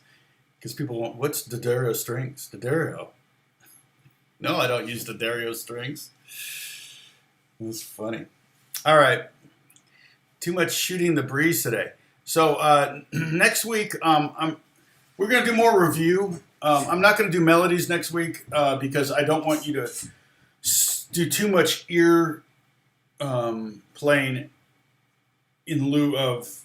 This is the first time we've done melodies that were previously known, so I'm fine with you using your ear on these because to bring that into your reading experience is a good thing. And one of the things that came to mind when I said that too was when I'm reading, like if I'm reading something.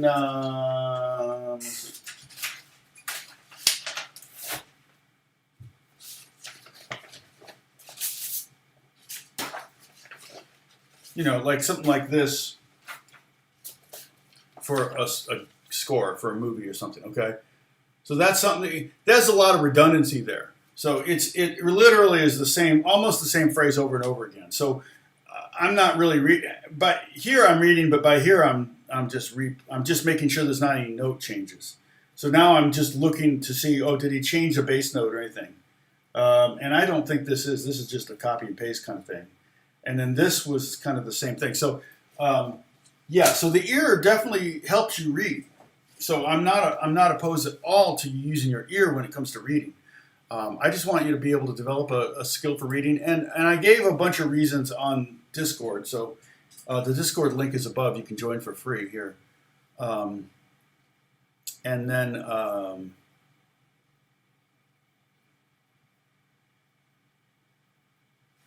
what am I planning to do next week? Yeah, and so next week, that's what I'm thinking. I'm thinking I'll do more review, probably continue with eighth notes, might do some rhythmic, like we've got on this Camptown Races here, the doo-dah, that rhythm right there, the doo-dah rhythm. That one, we might get more of that kind of stuff, and I'll try to mix it up a little bit rhythmically so you can start reading rhythm. So I've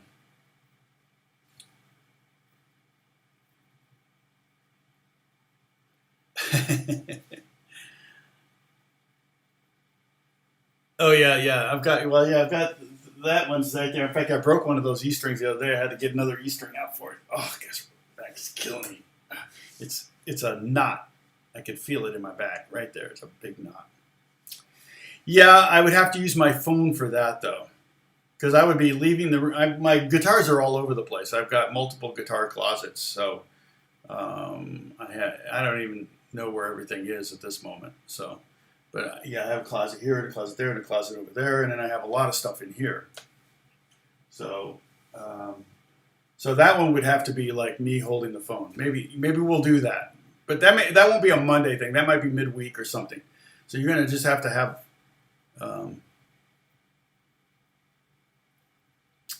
Have to have a special. Hey, John. Yeah, I'm still here. Yeah, John, you missed so much. Thanks for your donation, though. It's appreciated. So I haven't written the next week's lesson yet, but we're gonna hammer the open strings for now. I may do a lesson where, like, I could do the lesson where we do the first lesson again, but now we're gonna go up, boom, whoops, no, not that, there. We're gonna do this on the second string instead of the open first string. Okay, that's a great, way we can start to work our way up the neck. But I don't really feel like we know the first position very well yet. We're still, you've got all the information now. It's all there, but it's, we just haven't utilized it. So I may do some hybrid stuff where I do like, could do like a,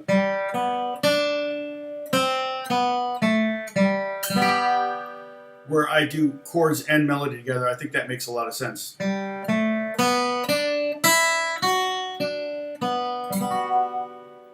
Right?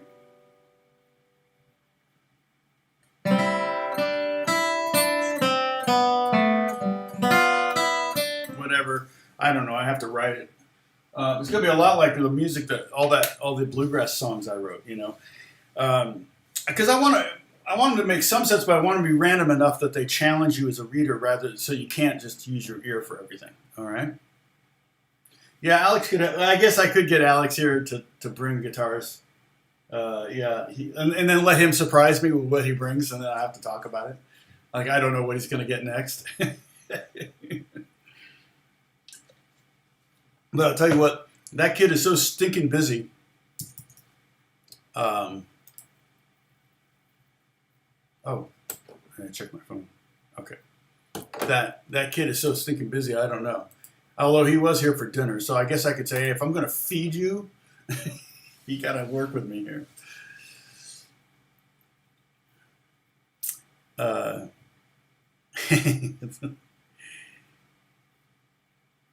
So that's kind of what I'm thinking, Lena. And then I will do the G's. I will do that G video this week.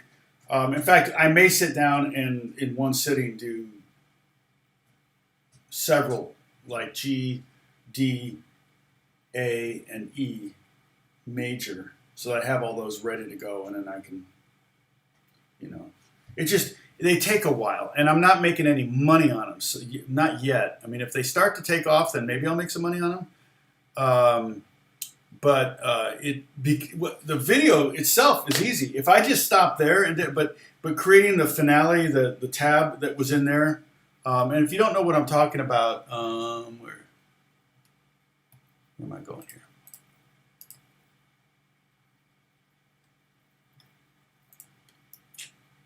What am I looking for? This. I'll grab the video so you can see it. I'll grab a link. No, it makes sense to.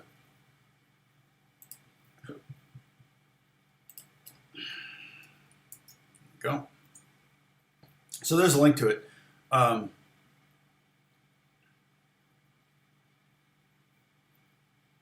Yeah, bribes with food are always good.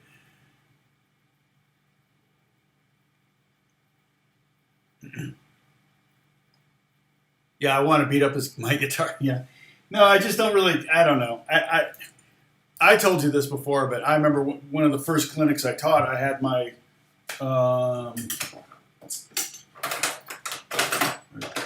Kaiser capo on the headstock of the Taylor, and I don't know if the guy was like, when I said it was. Well, my goal wasn't to make him feel bad or anything like that, but he said, he kind of was like, having that capo clipped to your headstock is going to damage the headstock, and I'm like, I don't really think so. Maybe the Taylor logo could eventually, if I had it clipped on there for 100 years, the rubber might transfer or something. I don't know. But I just said, I don't care. It serves a purpose to have it up there. The purpose is to play a guitar. If I wanted to be in pristine, I'd buy a glass case for it and put it in a glass case. I don't really care. And I just on the fly just kind of came up with. I said, who are you going to fear more? a soldier with a dinged up, beat up sword or a soldier with a brand new shiny sword. It's like, yeah, the guy that has that beat up guitar, he can play. It's like you look at that, you see a guy sitting there and he's just tuning, and that guitar is like, just looks like it. And you're like, oh yeah, that guy can totally play. So now probably what I'm going to do is like this E here, no, here, shoot, here, this E. When we learn the E string, the very first lesson we did in the sight reading thing, we'll do this same lesson. We're going to play it on the second string, and then we'll do it on the third string. So you will learn to read those notes up higher too. Okay, it's very, very simple. Once you know where E is, you know where F and G are in relation, and so it makes it it's actually very, very easy. And there are times where you don't want to have one of the three notes open because you want to have a consistency of tone. The problem with reading this the way it is that every time you hit that E, it's going to be this big brassy E note, and then you got two fretted notes, and they sound very different. But these notes, and I can put vibrato on all three of them.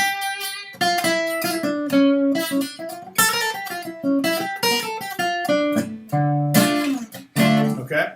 What else? There was something else that came to my mind. Oh, I know. I remember I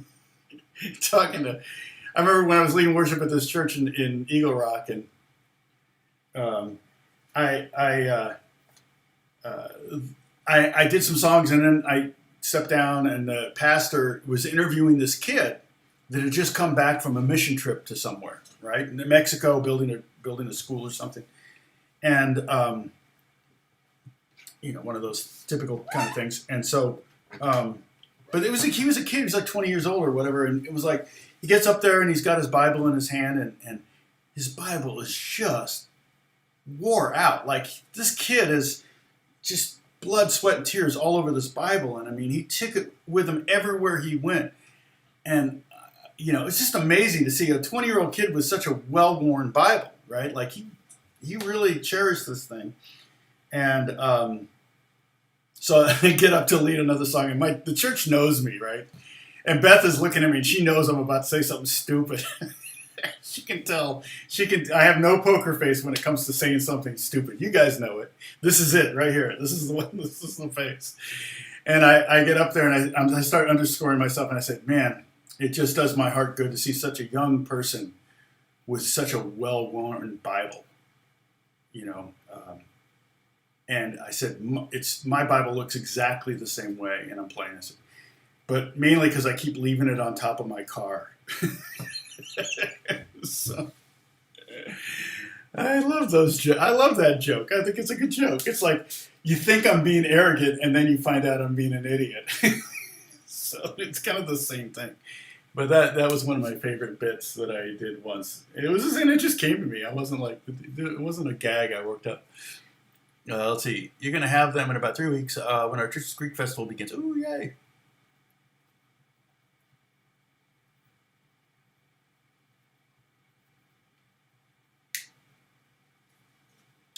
Dang.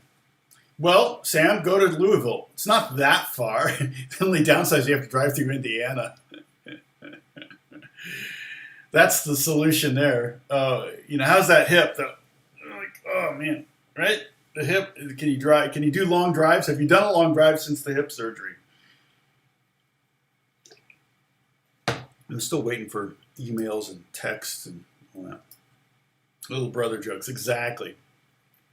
Now, little brother jokes are usually making fun of someone else. I was making fun of myself.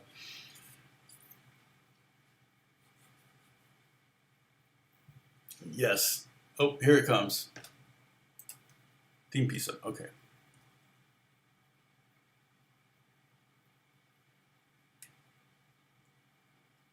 All right.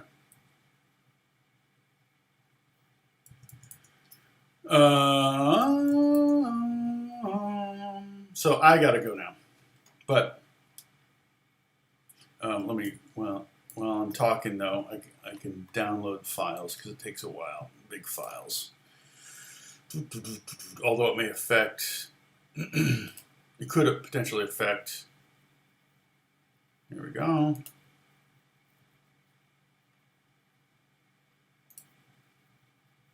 All right, go back. Download. Okay. Download will begin shortly. Okay, perfect. All right. So that's happening. Hey, Walter, what's going on? Are you home? Are you back home? Just talking about Louisville. There's apparently going to be a Greek festival at a church in Louisville. That's where John is. John's in Louisville. He's a dentist in Louisville. Do you need a dentist in Louisville? If you're ever in Louisville. Tom jokes. Yeah, exactly. Oh, did you hear my joke? Yeah, I said from the pulpit. From the pulpit. Spinal Tap's brilliant. Freaking brilliant. Who brought up Spinal? Oh, Spinal Tap, not my. Oh, fine line between clever and stupid. Yeah. There's so many great lines, and so much of that movie was improvised. Like the scene at Elvis Presley's grave was home at last. Oh no, you didn't get stuck somewhere yesterday, did you? Or did you? You got home last night, right, Walter? But so much of that, that movie was improvised. Like the scene at the Elvis's grave, where they're like trying to do since my baby left me, and they start doing these weird harmonies, like stacked fourths and stuff. And I love the like super duper inside jokes, right? Like when Nigel is playing his musical on the piano, and it's in D minor, the saddest of all keys, right? And a composer friend of mine who has perfect pitch pointed this out. I didn't even notice this. So don't think I'm super smart. But he's singing the melody, right? He's like, oh, the lines intertwining, like this. And he goes, la, la, la, la. That's his melody, right? It's the root of every one of those chords. So freaking brilliant. And really only like they were getting, how... So, it didn't even occur to me that he was singing the root of every one of the chords as he was going down the thing. It's just super brilliant. So they intentionally kind of set up the scenario where they, once you're in costume and once you're in that moment, they can. Now, if you do all improv, it makes it really difficult because you gotta have some story arc. Also, you have way too much film to cut through, and back then they were using actual film. Home at Last, isn't that a Steely Dan song? And then a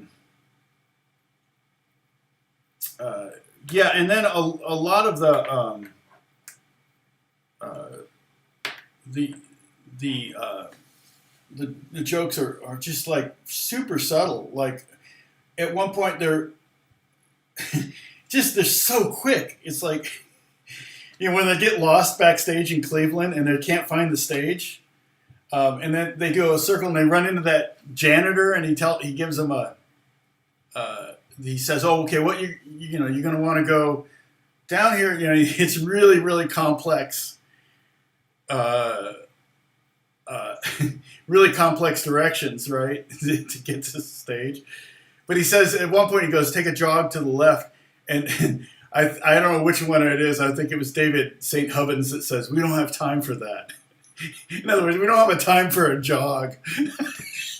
Like he was literally, take a jog. And it's like, oh, we don't have a time. We don't have a time to take a jog before we go on stage. So it's out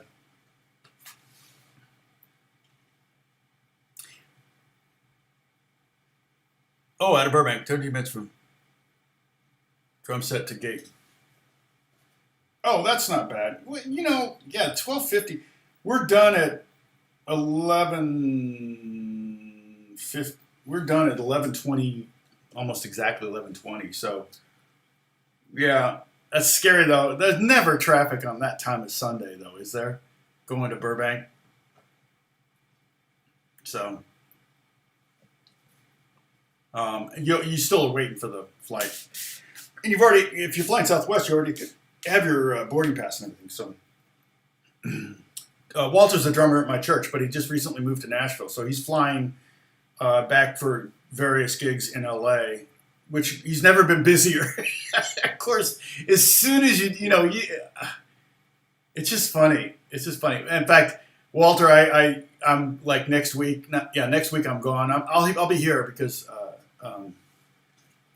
we're not going to leave until Monday afternoon. But I let my composers know, all the people I work for know that I'm going to be gone for 5 days, and immediately, I always do it like 2 or 3 weeks out because I know I don't want stuff showing up the day before.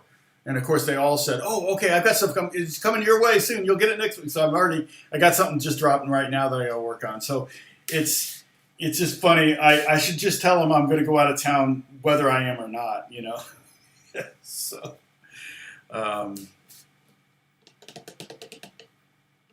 Yeah, it'll happen one day. Southwest is pretty cool. They'll put you on another flight. They're not going to, especially with as many flights as you're taking. Southwest is, yeah, and you may have to go roundabout. You may have to go to Denver and then to Albuquerque or something, and then to Nashville or whatever. But how far is it from Nashville Airport to your house? Is it about 25, something like that? Nashville Airport is kind of, let's see, it's in the northeast corner of Nashville, if I'm not mistaken. It's been a long time.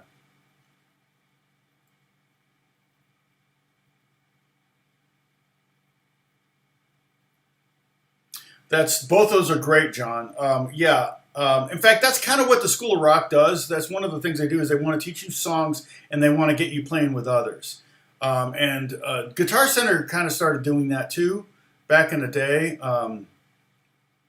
And it was for a lot of weekend warrior type guys, older guys, not kids necessarily, although they would do it with kids too, but older guys that missed out on the opportunity to pick up an instrument when they were in their high school, in junior high. So blues and classic rock is going to be generally the stuff that's easiest to learn. And that they have, and the great thing about School of Rock is they all have drummers and bass players. So what they do is they just put together teams, bands, and then you work on a song or two, and then you have they even have a lounge or something, right? Generally. 35 minutes, that's not too bad. They have like a lounge where you can play and invite your friends, and what they'll do is they'll have like 10 bands play in a night or something like that. Like everybody will, and they'll bring their family, and it becomes a lot of fun. It's a great model, and generally they're selling books and stuff, but they don't generally tend to sell instruments, so they don't have to deal with any of the manufacturers, which is great. Because some manufacturers can be like Gibson. You have to order $50,000 worth of instruments to even get a Gibson franchise, maybe even more. So it can be you have to take out loans to be a Gibson franchise, and sometimes Taylor and Martin, and they all do that. The bigger companies do that.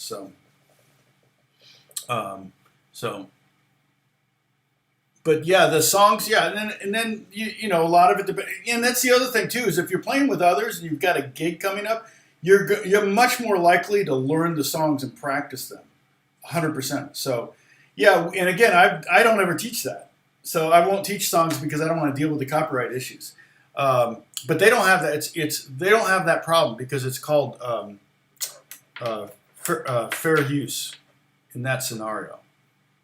But I'm broadcasting, so I can't technically claim fair use. That's why Rick Beato got in trouble. You can't claim fair use. NanoWeb, yep. Lena, that's a good set. Elixir NanoWebs, 1253. And if you're struggling, you can always go down to extra lights, which would be 10 to 49 maybe, or 10 to 48. I don't know what the bottom string is, but the top is 10. You always refer to the top string. These are 10s, these are 11s, these are 12s. And then it's just pretty standard the way to get down. Yes, so 5 songs, 2 chords. I just did my third one of those. And I have a list of more songs. It's hard to find well-known songs that only use 2 chords. I've got a couple. Uptown Funk is only 2 chords. D minor and G7. D minor 7 and G7. Those are bar chords. Also, there was another one too that was only 2 chords. But the only problem with that one is I could do Uptown Funk with open chords, I guess. So that would be like the easy version,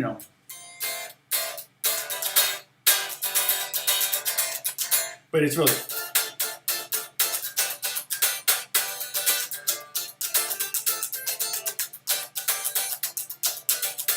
it's a lot more fun with bar chords. But like I do in those lessons, I do Tulsa Time. Yeah, it's there's two versions, like the easy version and then the more like the record version. I just like it being able to play Tulsa Time.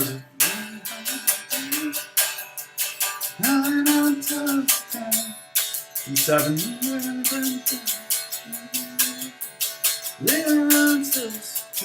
Right? I don't know the words, but the fact that you can break it down to two simple chords means you can sit down and you can do it at a campfire. You can even put together a little songbook if you wanted to, and print up copies and then bring it to if you're going to be playing like a family reunion. You're not playing at a family reunion, but if you're going to be at a family reunion, you bring your guitar and everybody wants to do some singing. You can always bring something. Eleanor Rigby's only 2 chords, which is crazy.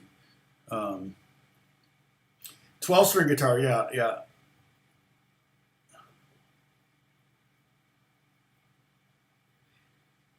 Yeah, Sam, yeah, definitely. Elixirs on a 12-string make a lot of sense because you don't want to be changing those strings anytime soon. Such a pain to change strings on a 12-string. That just can't. It makes me. All right, so I'm gonna have to get to work. I've been on here for 2 hours, you guys. I got work to do, and it's got to get done today. But I will. Next week's lesson will be. I will it'll be more review. We're gonna we got all the notes now. Now we got to start kind of putting them in a context. I might do some things that make some musical sense. Other things I might intentionally not do things that make musical sense because I don't want you to use your ear as much as I want you to use your eyes for the reading.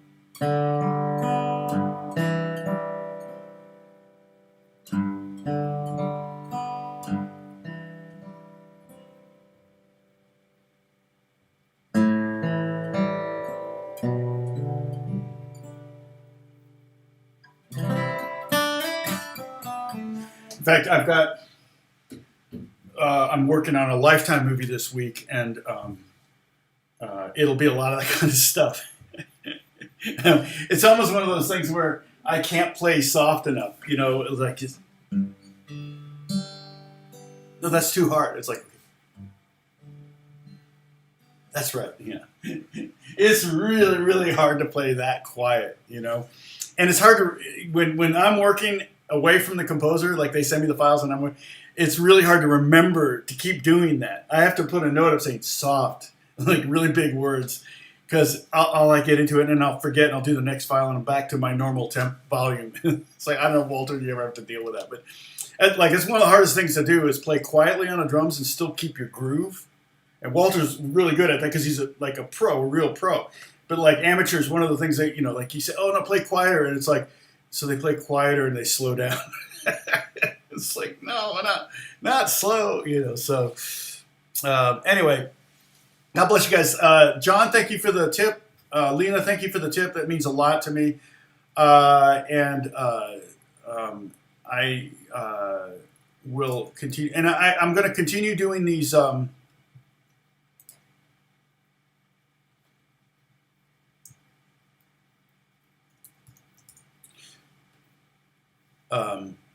I will continue doing these.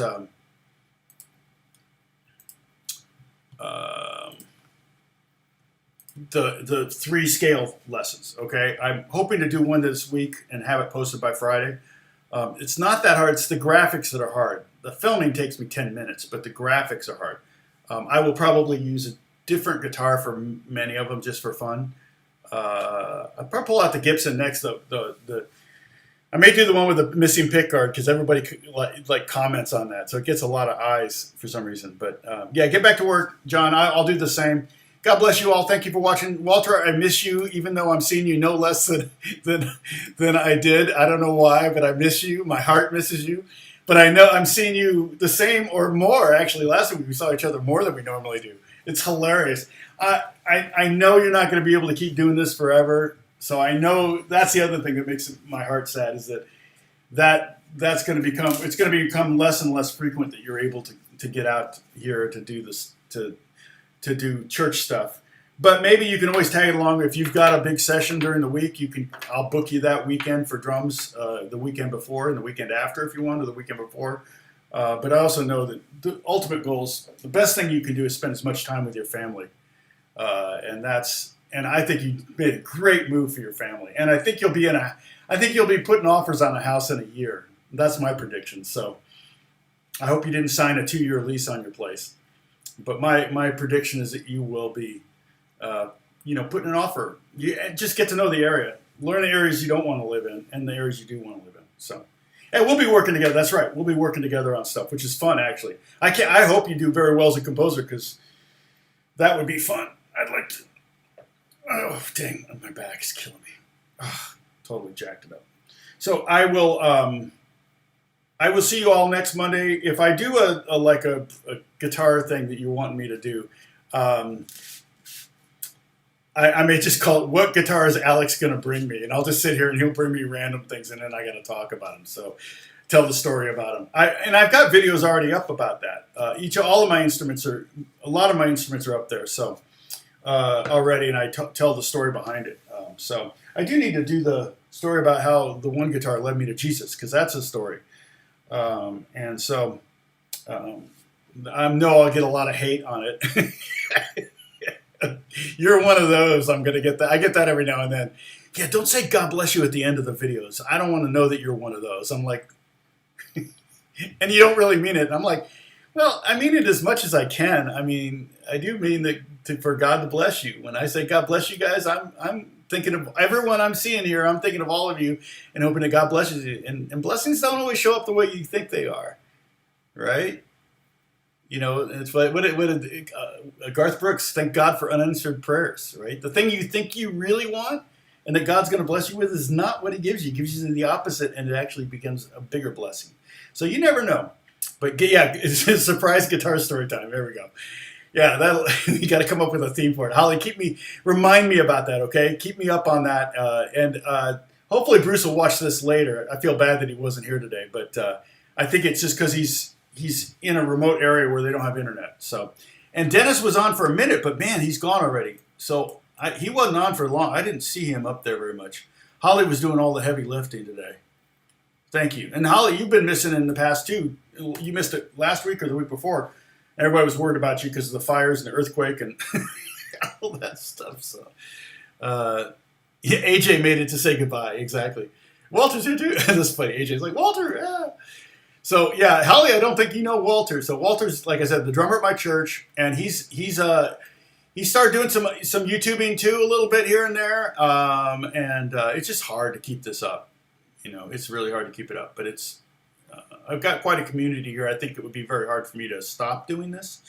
I mean, once a week's not really a problem. So, but I do have to get to work, so I keep putting it off. Take care, guys. God bless you, and I'll see you soon. I'll see you in a week, God willing.